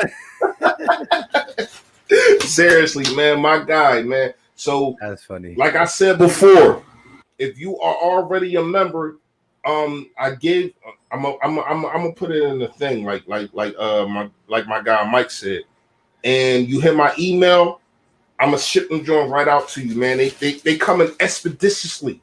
You know what I mean? Shout out to all of y'all, man. But most importantly, shout out to MM for seriously, man. I appreciate you, man. Seriously, man. Go ahead, y'all. So, Gate, I want to ask you this real quick. He just started talking about Devontae Smith. I know we already talked about it and all that, but like how excited and how involved do you think he can be? Again, Fresh didn't say he cared about the weight, and I don't necessarily care about it either. But when it comes to volume, that's where it might come in handy. How involved do you think he could be? Do you think he can be that guy who just gets targets and catches? Can we count on him for that? I think it comes down to, when you look at him, anytime that he's gotten the opportunity, he's capitalized upon it. Going all the way back to his freshman year in the national championship game, catching the game-winning touchdown. Like, big moment for a freshman. True freshman. A huge moment there. But I will say that, some of the concerns is, I heard some people say, yeah, but, he was always a little bit of a second fiddle. But the thing is that if you go back to not just last year, but the year before, he was out producing. And you can make arguments that Judy and those guys were drawing more coverage. I get it. But he still was out producing them. He was out producing them. And smooth operator. That's what I got from his film, Mike, is that the guy is just really smooth in his route running. I looked at man coverage because my first instinct was this guy did not face a lot of man. That's what my first instinct was. Is 160-some pound receiver. I was there's no way he was facing a lot of man. But the truth be told is I don't know necessarily how many reps he took in comparison to other guys against man coverage, but he was the highest graded wide receiver versus man coverage. in the entire football, NCAA football last year. So he can win. He won versus man coverage. Now, I will say this: the techniques, the schemes that they'll employ against him, they're going to be different in the NFL. So there's going to be that adaptation phase to it. But what I like about him is if you over focus on him, it's up to the other guys to eat. That's when it's up to, Jalen Reagor. Hey, man, if they're going to focus on Devontae Smith, then you need to eat with your speed and your running back abilities with the ball in your hand. Then you go look at a guy that was for 4 weeks looked like something we haven't seen in Philadelphia in forever. With Travis Fulgham, it's those guys have got to win and they've got to eat if Devontae Smith gets the attention. Then it also comes on the coaching staff. Number one is if defenses are paying attention to Devontae, what can you do to get matchups with the running backs, the tight ends, the other receivers? And then number two, what can you do for Devontae Smith to get him into a rhythm? Yeah, move him around. Like, yeah, I talked about it. I said there are some guys that they're two types. Like there's different ways that you can put receivers into sections. Mm-hmm. And one of the biggest sections you can have is the guy that you need to create offense for, which I love Jalen Reagor, but Jalen Reagor is very much a guy you have to create offense for. And then there are the guys that can create their own offense. And that's more of Smith's game. He can create his own offense. There you go. I think he's going to be pretty good. I mean, look, is he going to be 1,000-yard receiver? I don't know, man. It's hard to say. Rookie coaching staff, pretty much a rookie quarterback for, barring you want to make the argument over 3 or 4 games, guys. I mean, he's basically a rookie quarterback. Then you got young receivers. I mean, I don't know, but I definitely think that this kid is, in terms of the film I've watched of guys, he was one of the more impressive guys I've watched in quite some time. I'm just going to be honest. Like, just the way that he releases off the line of scrimmage, the way that he sinks and creates separation in his routes, just on simple things like comebacks and hitches and curls. It was a lot of timing routes that he was beating guys with. I mean, he was creating a good yard of separation or two. And that's hard to do on those type of routes. He knows how to sell. Mm-hmm. You know what I mean? He knows how to make you think he's going left, but he's going right. He knows how to make you think that he's going up, but it's coming down. Like, the footwork is amazing, man. Like, and I'm not just saying that because it's a Philadelphia Eagle. I feel the same. Alabama receivers, they be running routes. Yeah, look at it. I'm not just saying that because of the Philadelphia Eagle. I think Justin Jefferson has the same footwork, but Devontae Smith has more speed, with it. You know what I mean? A little bit more charisma. And what I can say, I wouldn't put money down that he get 1,000 yards this year, but I think he's going to be our first 1,000-yard receiver since T.O. in a long time. And Reagor, you're definitely right, Gates. Being in the slot, and I'm about to say this name, but the more and more that I look at things and just not grinding people up, like y'all know how I get down, I want to put more respect on Nelson Aguilar's name because I feel as though Jalen Reagor is better than Nelson Aguilar. Yeah. Now, I'm going to put respect on Nelson Aguilar's name because he was put in a position to where though he got drafted to be on the outside, and he's not an outside guy. And I don't think Reagor is an outside guy neither. Well, no, in the Super Bowl year, he was a slot, and he was a great slot. That's when he had his best year. And he just had a good year last year. And watch what he do with the Patriots this year. Mike, I ain't going to lie to you. I might draft him in the fantasy. Oh, you lost. I'm talking about like 6 rounds. I'm just kidding. I know. Like, but I'm just saying, I ain't got no problem having him on my roster. I think, like, when you look at it, first of all, Patriots, they don't got that much. He's going to get a lot of. He's going to eat over there. He's going to be one of their main guys. But just last year over in Oakland, he didn't have a spectacular year, but it was serviceable. And being under them lights of Philadelphia, we see what happens with Ben Simmons. We seen what happened with Reagor. With Nelly. It almost happened to Reagor. He deleted his media thing too. Forward in Philly, when you are a number one guy, people will grind you up to sawdust. To sawdust. You gotta be tough. He does. And I'm not saying that to be proud of it, because sometimes you need to probably just chill on it. But this is what Philly is. We can't help it. So when you look at it, when he got and I said this, I said this earlier, being in a new environment. Like I said with Deuce Staley, being in a new environment, just being around different things and having a fresh start. No pun intended to me, but having a fresh start and getting things done. Now, Rhaegar, he's not having I think he has a fresh start playing in the slot. And I think this dude is going to be explosive, because let's keep it a beam. When Nelly got the ball in his hands, he was our most dynamic wide receiver. He made some stuff happen. He made things, even though it seemed awkward the way I hated the way he ran, but it just seemed like he was a fish out of water when he ran. But still. How about the spin move, though? Yeah, sometimes he spun too freaking much. but even just like, I think Rhaegar is that same type of guy. Having the football in his hands and telling him, go eat, go get him in the space. And that's something that Doug Peterson never did. Just think about it. Never did. And well, I ain't gonna say never did, because he did in 2017, excuse me. But that might have been Frank Wright, whatever you want to call it. So when you look at it, I think, and this is why I like Nick Sirianni, is because what he said, and this is why I'm so high on him, is the fact that he said, we're going to use you to your best ability, and things that you can't do, we're going to not take it from you, but kind of close the gate on it. If you can't do something good, we're going to work on that before we put it out there on the freaking field. We're not going to have Boston Scott fielding punts and field goals. I mean, not field goals, kickoffs. We're not going to have Greg Ward fielding freaking punts. Are you kidding me? Greg Ward? Like, to me, that was so stupid. Like, when you got a guy like Quez Watkins who could have probably took things to the house.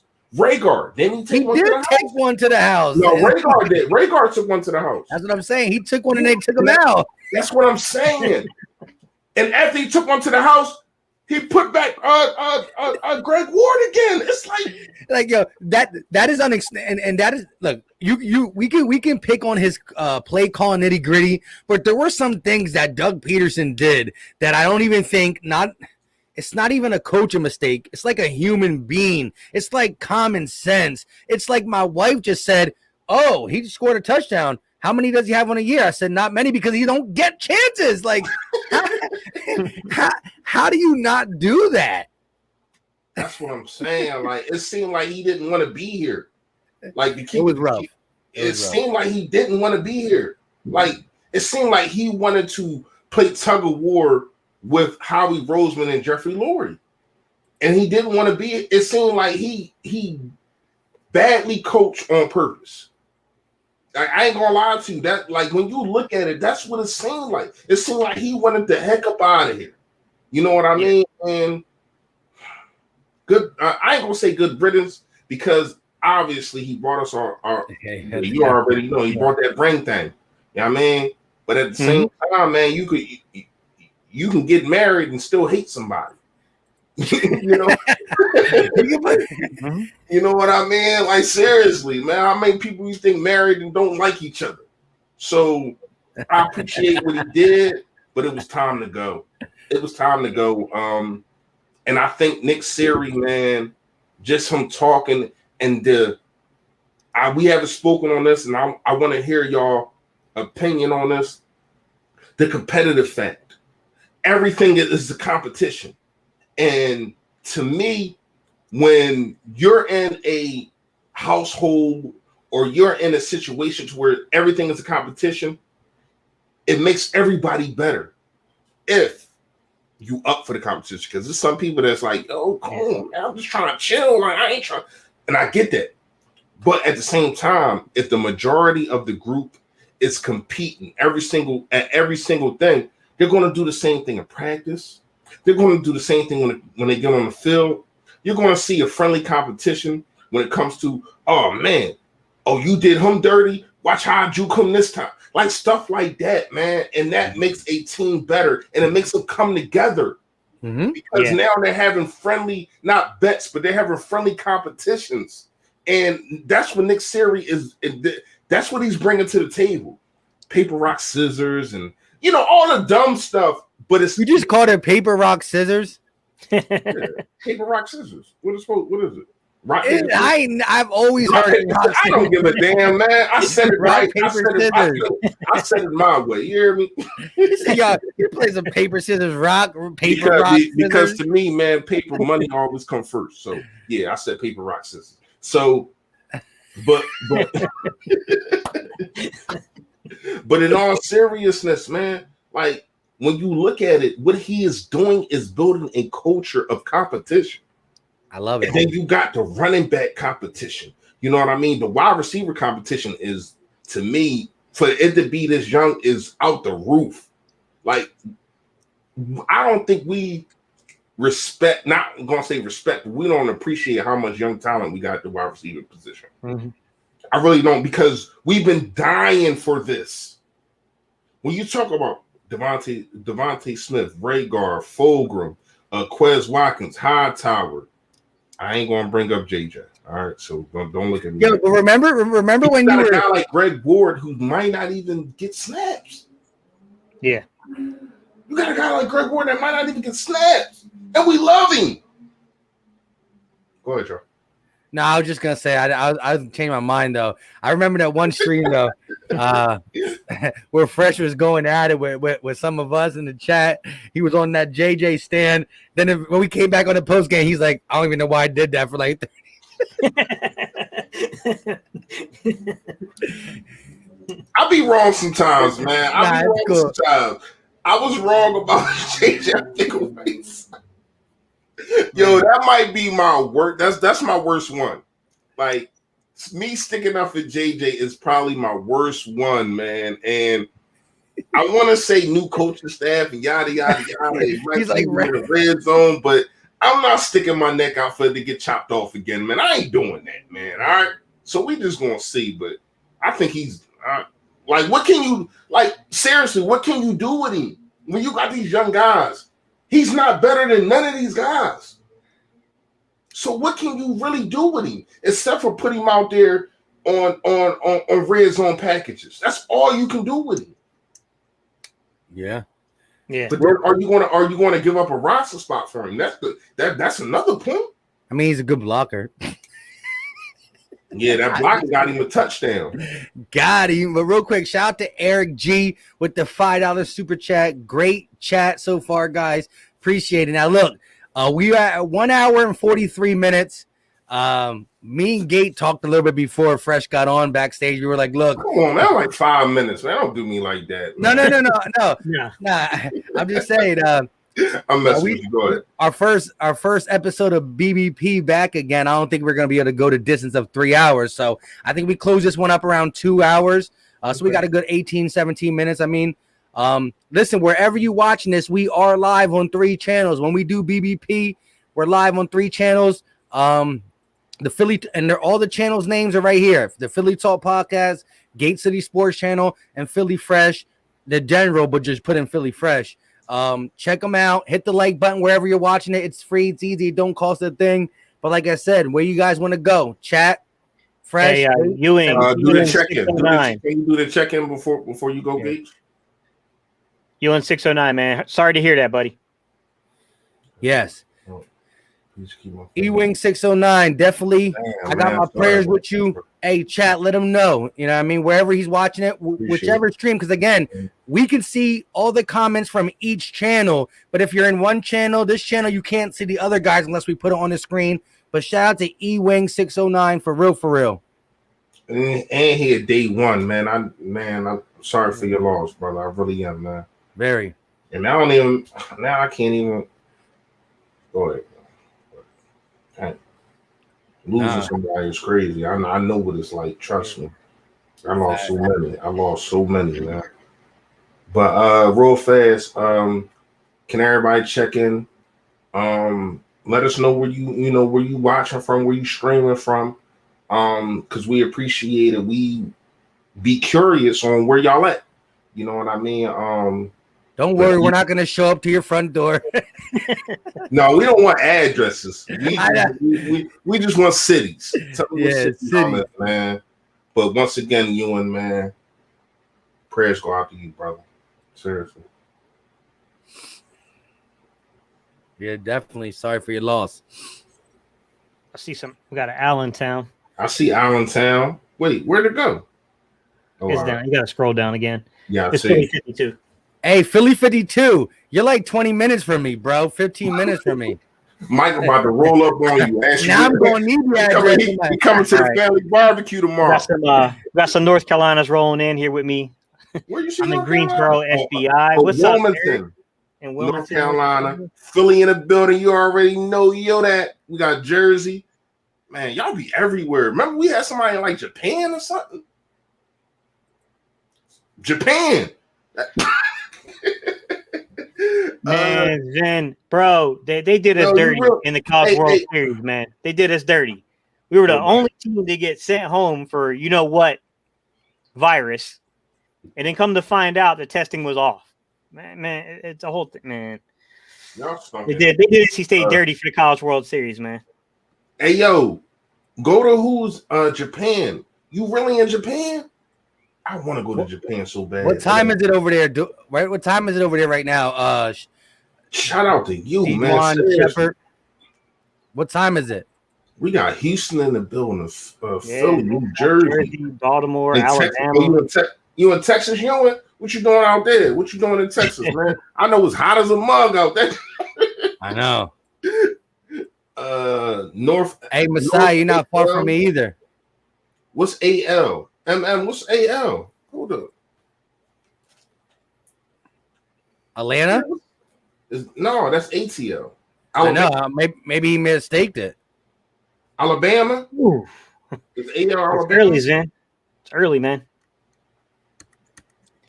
Uh-oh. Vegas. Damon says he was born in Damon was born in PA, but he moved close to relocated to North Carolina, so you might get a knock on your door, Gate. Hey. Oh, Alabama. Oh, you really in Alabama, Okay. Yo, it's 8 a.m. in Japan right now, and my man got the Battle Bird podcast on. Shout out to you, eating breakfast. Shout out to you. Juan, what's good, man? We appreciate you, bro. We got Sven. Sven's out in Germany. He said it's, I guess, what you almost 1 o'clock in the morning, man. Whew. Germany, damn. Yeah. We got Jalen. Get out of here, Jalen. He said Cape Town. Yo, that was crazy. Shout out from NM. What's NM? Who? Where we at? R Junior. He said, "Shout out from NM." NM, New Mexico. Oh, New Mexico. Duh. They ain't in no Alabama, man. How you doing, man? Yeah. I thought you were saying MM, like MM, like yeah. Like they're coming in so fast. Yeah. But yeah, shout out to you guys. 22. What time is it in Ireland? Anthony Perry. Yo, what's going on? AP in the building. Richard, that's funny, bro. Wilmington, Delaware. Hey, I know where you are, Richard, bro. I'm a Newcastle guy, man. I was born in Newcastle. I don't know what DN is neither. Y'all know what Denver? Is that Denver? Where is it at? Oh, FBI. FBI. Let me see. Oh, I don't know, man. I can't have you on the channel, man. Feds be watching, man. I know. I did too much time. Feds be watching me. Shout out from Spain. Damn, Dave. Mark. Shout out to you, Spain. What time is it in Spain? That's crazy, bro. Yeah. Seriously, shout out to all of y'all, man. We love y'all, man. Seriously. Like, y'all show us love so freaking much, man. Yeah, big facts. Listen. Dope. Like, just knowing where you just seeing where y'all from, and y'all all over basically the world. Like we talking to people all over the world, man. Y'all get it? Yeah. The world. The world, Craig. The world, Craig. I was gonna say that. Yo, man. What's up, Richard? Yeah, it's 3:02, man. It's 1 a.m. over there. Jalen said he want to talk a little safeties. You want to bring him in real fast for the last 10 minutes? If He you said he want, didn't want to come on last time I tried to get him on. Jalen, you want to come on? He said he just want to make comments. You want to come on? but yo, real quick. Hey, yeah, man, and it's crazy. Like one of my guys who rock with me almost every Sixer stream I do, called Drummer Boy. He lives in Germany as well, and it's like when we watch the games, I'm watching at 7:00. He's watching at like 10:00 in the morning. I'm like, what? Like, that's crazy. It's crazy. Like we watch a basketball game at 7. He's like, I'm all, and you know, like drinking anything. Like that's what I'm saying. That's the thing. I'd be like if it's a stream throughout the week, I don't drink because of work. But if on a Friday stream I'm drinking, he's like, yeah, I'm drinking some coffee. It's 9 in the morning. Just woke up, man. Just put a call out my eyes, man. Yeah. Tampa, you got Super Yoda. Shout out to BirdGang31 with the $4.99 super chat. He also is a new YouTuber. He got Eagles content. All you gotta do is type in BirdGang31. Check my guy out. He said, "Love you guys." Bama. He said, "BirdGang Sports Talk got mad love and respect. Need to get on with y'all guys." With you guys, shout out to you, man. Definitely. BBP. Once we start getting rolling, we'll have some call-ins. We'll have some, some other content creators come on with us, and definitely, we'll do some call-ins for quick segments and stuff. Yeah, we'll have to do some guest spots too, like we used to do. You gotta remember how we used to highlight some of the younger content creators and bring y'all on. So we'll work something out, guys. Yeah. We definitely made a living off that, and a lot of people appreciate what we did, and I appreciate them for coming on, man, and keep grinding. Shout out to you. I didn't know that you had a page. I'm gonna ask Mike to bring you back up, and I'm gonna look you up, and I'm definitely gonna sub to you. But here's the thing. Real quick. He's not from Germany. I forgot where he's from. Now I'm glad he isn't like the Eagles, because he'd be watching this. He's like, yo, I talk to you all the time, but you don't remember where I'm from, but it'd be in the morning. All right, so I'm definitely gonna subscribe, and I definitely shout you out. But only one thing I ask: be consistent, brother. Be consistent. This is what this thing is about: being consistent. It's about giving them the real you. You know what I mean? Make sure that you don't shortchange nobody. Try to be somebody that you ain't, and you'll be just fine. And I got your back. Go ahead, bro. Yeah. What's up, Splash? Coming in from Newark, Delaware. I hear you out there in Newcastle County, man. Facts. So Jalen, we got about good 7 to 10 minutes. Go ahead and start this safety talk. Put it this way. I'm gonna start it off by saying that's the one position that we have a problem at. That after next year, there's nobody on this roster who's shown to be a starting safety. You don't like Kayvon? Tell me what he's good at. Talking on Twitter. I think he's good at hawking the ball. He's not a free safety. I think he's a strong safety. I think he's good at what? Hawking the ball. I think he's a strong safety. I seen him in a championship game give hell to people. You know what I mean? I'm talking about at the NFL level. No. I get what you're saying, but we do know that defense was trash, bro. Yeah, I get what you're saying. Right position, right? Now, I'll say it like Darius this. Slay looked bad. Yes or no? Ish. Yeah. Ish. Bad and for a 4-game stretch. I'm not gonna I'll say it like this. Darius Slay looked real good for the majority of the season. Yeah, he did. He just had a bunch of bad matchups. Go ahead. I think he had 3 bad matchups. That was against Devontae and DK, and it was one more. It was Devontae, DK. It was in consecutive weeks. Yeah, it was 4 weeks he was bad. Yeah. It was Devontae, DK,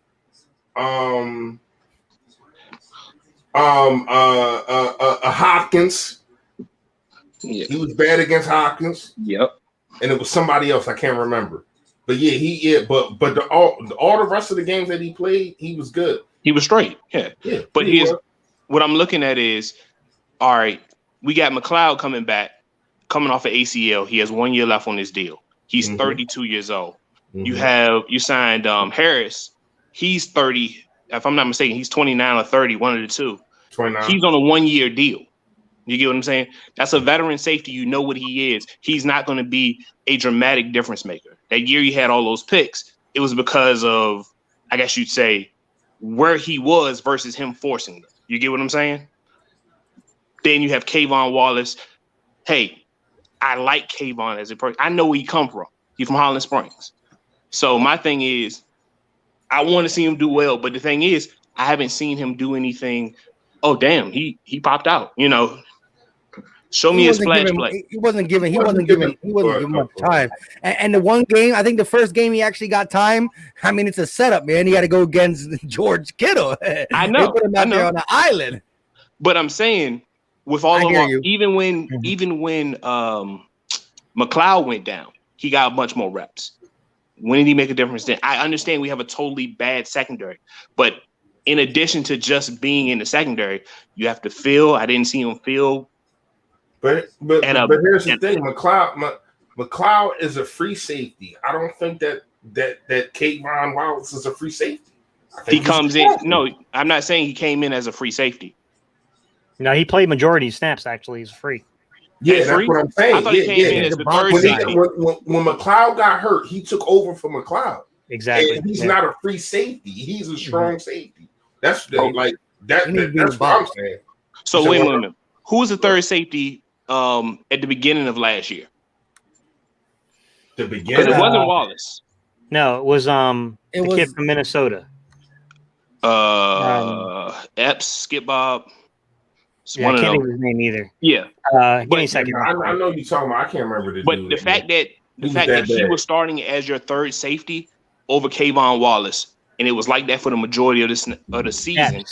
But how many? Can I ask this? And I'll let you go, Gates. How many people that we seen starting over people that shouldn't have been starting? Jordan Mailata should have been starting, right? You know what I mean? Whatchamacallit should have been starting over Nathan Gary. T.J. Edwards should have been starting over Nathan Gary. To me, that's on coaching. That's not on the players to me. But here's the thing I'm saying. And I apologize for all this like ringing in the background. It's my dog. He playing. I don't hear nothing. All right, good. The thing I'm talking about is when those guys got in, they flashed, they popped, they showed you something. Kayvon hasn't shown me anything. When I'll say it like this: when Kayvon was at Clemson, I don't think he was particularly a difference maker on that defense. I think he played his role every time he was called, and it was just him one-on-one doing his assignment. He was really good at that. You get what I'm saying? I'm not saying he was. What's his name? Simmons. Okay, you're 6'4", you're blitzing, and I come up with a pick because I'm 6'4". I jump high and I came from depth. You know what I mean? Yeah, I mean, I will give you that. Safety, going forward is going to be a big question marks. But again, if you look at this team, it all comes back to drafting better and making better decisions overall. I as you guys said, he played free safety. That was kind of putting him out of his element, and that's what Gannon is going to do. You know what I mean? Think about it. Let's look at Patrick Chung. Started with the Patriots. Oh, this guy is good. Signs with the Eagles. I'm excited for him to play. He's trash. Goes back to New England. And oh, by the way, he's good again. It's putting that player in positions that he's going to excel in. And Kayvon Wallace has his strengths mainly as a box safety.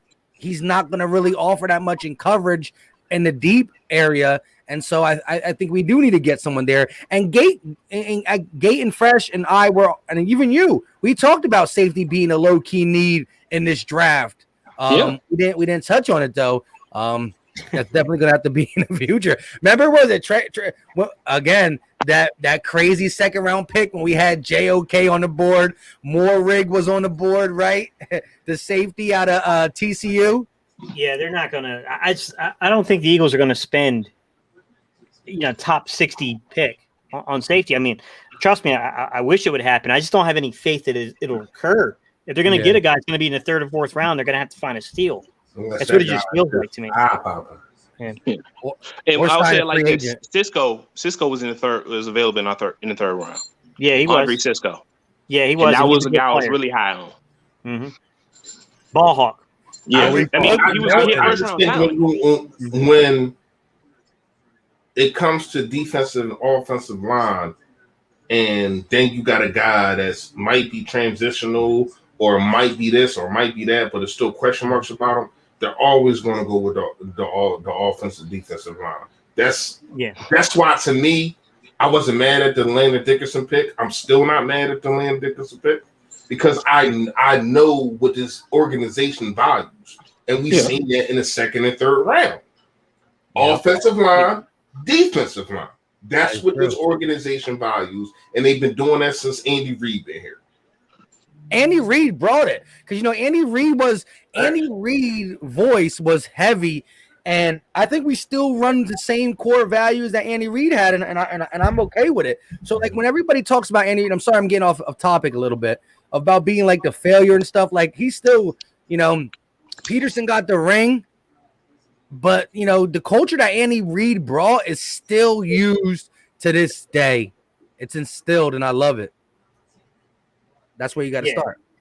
Yeah, I mean, I don't view Andy Reid as a failure. I mean, 5 NFC championships and a Super Bowl and a decade of dominating a division. Like, hard to say that he was a failure. You know what I mean? But the way it ended was bad. It was bad. He had to go. In training camp, what happened, and it just They need to come back. They need to come back to Lehigh with these training camps too. Like, why? I was so mad they took that away. All right, so before we get out of here, because we are at 2 hours now, because of you are offensive lineman, we gotta. Well, I'm gonna say I gotta ask you a couple questions. How you feel about the offensive line? How do you feel about Landon Dickerson? Do you think that what position would you want Landon Dickerson to play? That's what I'm gonna say, and I'm gonna ask all y'all that, and then we're gonna get up out of here. Go ahead, Jalen. First one, I'm going to say the offensive line as a whole, I think it's pretty good. I'm not going to say it's top 5. The reason why I'm not going to say it's top 5 is because all of those guys are getting older. They're coming off of injuries. I would not be surprised if I saw some regression. You get what I'm saying? You got us top 12? Huh? Yeah, I have a top 12. Well, you as in I have us top 12. But the problem is, okay, these injuries, these contract numbers, the kicking the can down the road philosophy. How? Because we can't get out of Lane Johnson's contract until what, 2026? Yeah. That's scary. It feels like that. He gonna be what, 36? 38-ish. Let me just take a look at the numbers real quick on that one, because that one it's pretty bad. Yeah. And Mike, I know we kind of looked at two different spectrums on it. That's the kind of thing I'm talking about. That is unexplained. That's bad. Listen, when Lane Johnson got paid, I was like, listen, I love him. He's one of the best right tackles, and I don't care about giving him that type of money per year. He was the best. Yeah. Again, when he got paid, it was like, I wasn't really doing this, but I didn't care about the money per year. I thought it was crazy how long it was. I said, man, this is his second contract. Like, you can't do that long. I like the yearly paid, the guarantees even okay, but I said, what? Mike, his dead money for this year. Now, mind you, they could June 1st would have divided it up to where most of that money would have been hit next year, right? But the dead money this year was $46 million on Lane Johnson. How is that even possible? He's not a freaking quarterback. $46 million. That's quarterback numbers. Yeah, it's 28-3 next year. It's 28-3.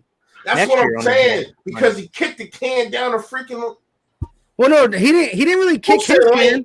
He restructured again this year. Hey, Bird Gang, Bird Gang 31. I'm about to not follow you. 46 million. Nobody's worth that unless you're a franchise quarterback. He said it before Gates said that. I'm messing with you. I'm messing with him, man. I know. But no, real quick, I want to say this though. Lane, again, that wasn't really a kick the can down the road thing. He just gave him. Yes, it was. He did. He restructured him again. Yeah, he restructured this year.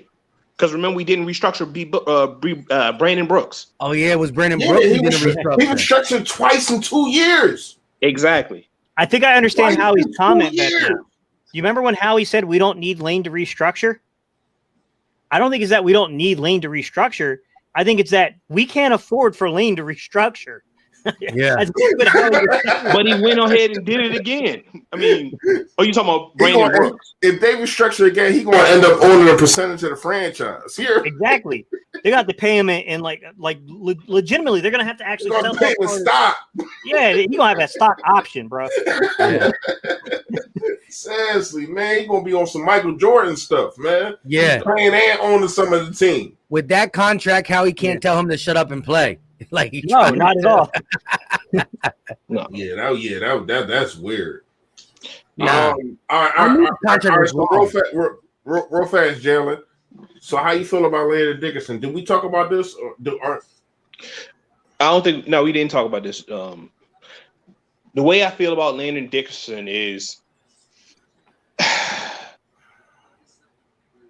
I think you can find another center going forward. And what I mean by that is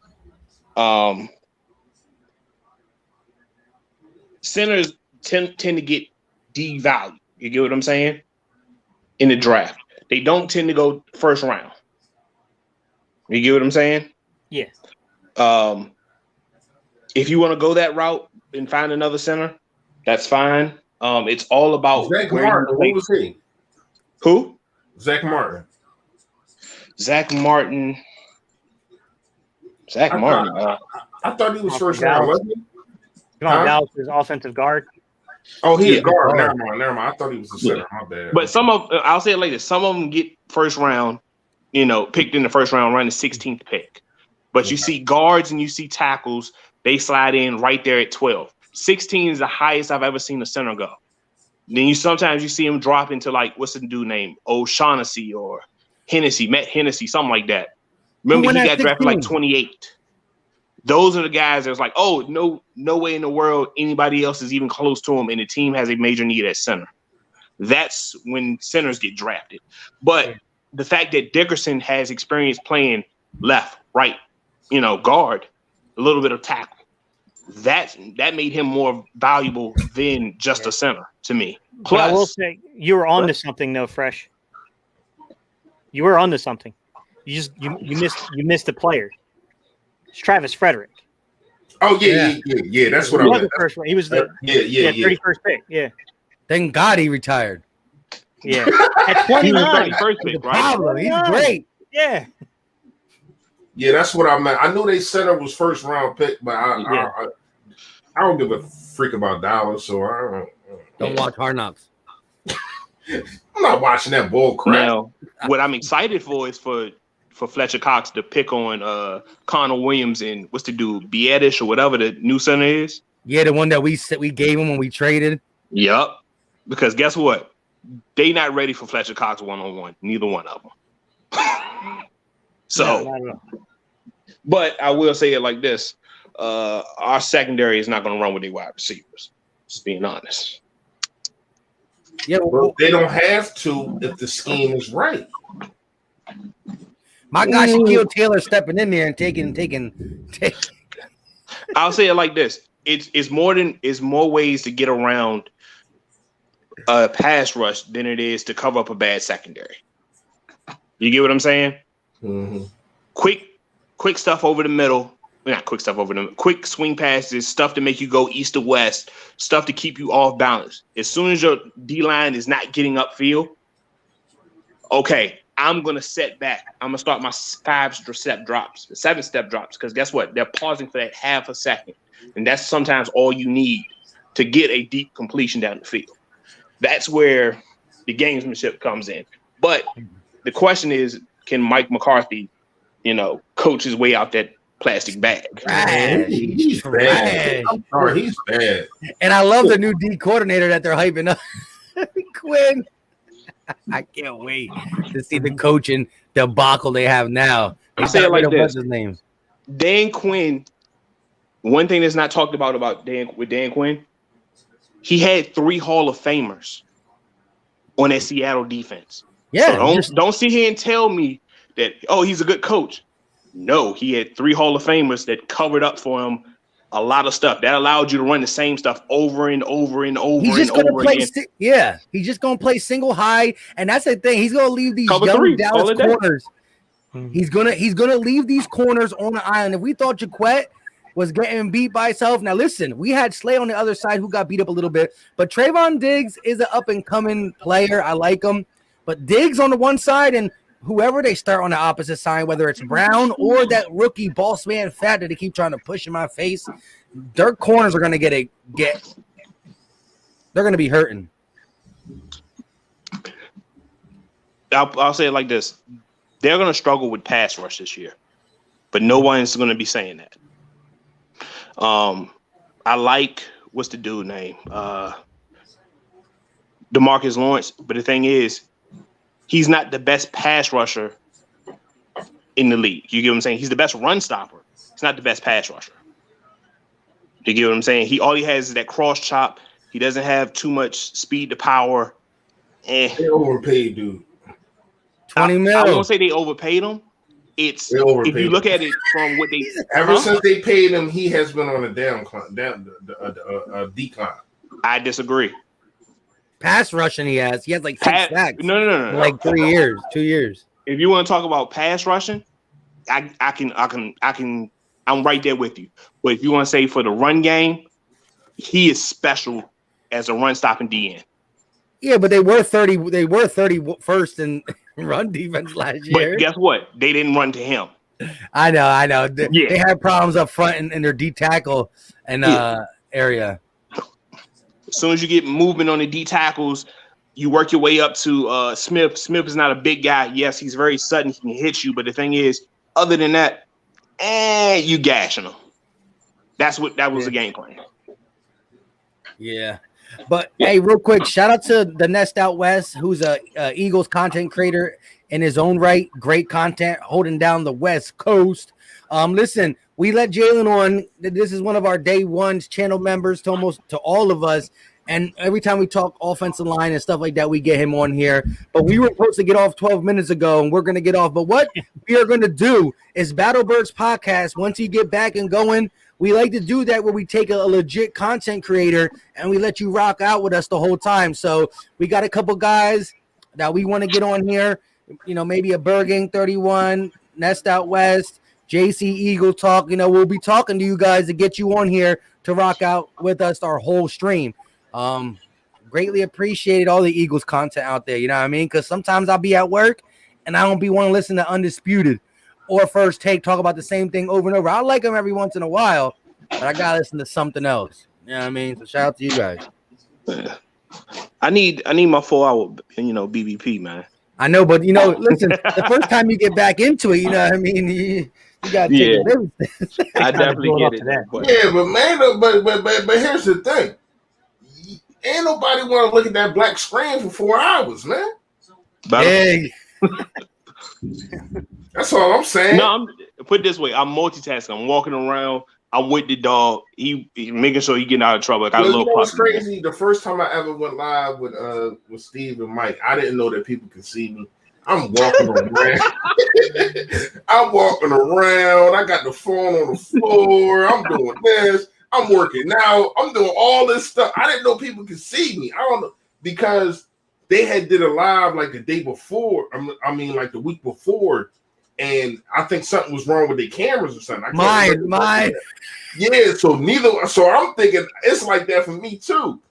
I watched back on the playback. I'm like, yo, they can see everything that I was doing. Like I'm on the steps talking, and it was crazy, man. So join the club, man. That's all. You already know.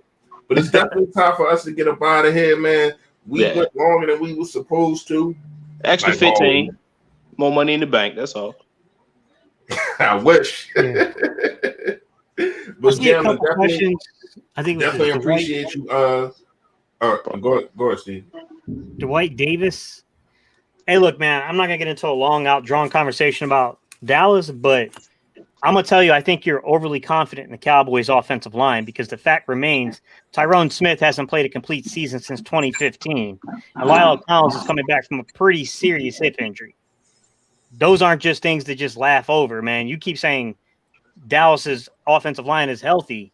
Last time Dallas's offensive line was healthy was 2015, man. Like, just be real with you.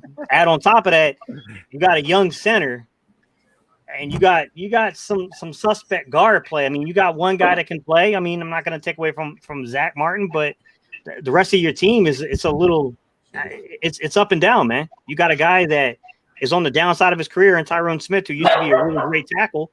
You got another guy that's talented, but hey, man, he couldn't make it through the pain last year and had to have surgery right before the season started. That's not something just to go over lightly. That can end the guy's career. Yeah. Well, and I'll say it like this. Just real quick. For a hip injury as an offensive tackle, that's your life.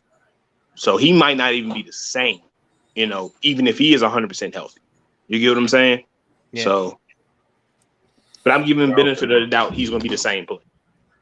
Big facts, big facts. With that being said, the first Battle Birds podcast back like we never left. Shout out to Victory with the super chat. The end. Great pod, fellas. Good to see you guys. Good to see Jalen up in here too. And he means literally. Glad you put the camera on for a quick second. Shout out to everybody in the chat. We appreciate you. 2 hours and 16 minutes long for our first VDP. Remember, the rest of the way till training camp, to the preseason until week 1, we will be trying to go every single Saturday. We're going to try our best. If we miss a Saturday, maybe we drop it to a Sunday or Friday. But remember, once the season rolls up on us, we go to an hour before the game.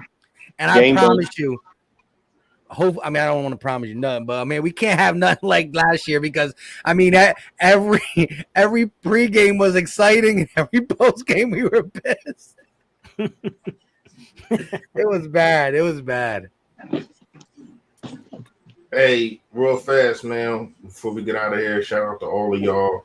I don't really celebrate holidays, but I know 4th of July is tomorrow, so happy 4th to all of y'all. You know what I mean? I appreciate everybody. If you don't know, go to my page, go check out the merch. It's in the description on this video. All you gotta do is click that little arrow. It's like a little arrow right down there in the description. Click on it, man. Go check the merch out. Appreciate all of y'all. I appreciate Steve. I appreciate and the white junk clean, man. Hey, man, don't tell me about it. You know what I mean? I'll show you about it, right? he's like, hold on, that's why I put the camera off. I'm switching into it right now. But I definitely appreciate y'all 3 guys, man. BBP for life. You already know how we get down. Yo, that. Go ahead, Gate and Jalen. Say your good. Say your goodbyes. Say your goodbyes. Bye, people. I'm tired. All right, y'all, man. We appreciate y'all stopping in, guys. We're trying to get this started back up, get it back into rotation, guys. We appreciate all y'all coming in, even you guys that are coming in from Cowboys. I saw some Seahawk fans. I seen some just generalized football fans that you didn't necessarily throw up who your team was, but you just like to talk generalized football. We appreciate y'all stopping in too, and we'll see y'all next Saturday. Big facts. With that being said, I haven't said this in a while because I don't say it no more. At the end of the day, what? I don't even say that no more. I noticed that when I watch your videos online. You definitely don't be saying that no more. I don't say that. Go ahead. Nah, you're good.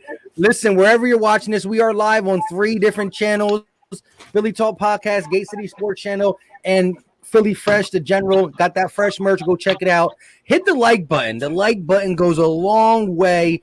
You just don't understand how great the like button is. It is free. It's easy. It don't cost a thing. Yo, that we are out. Peace.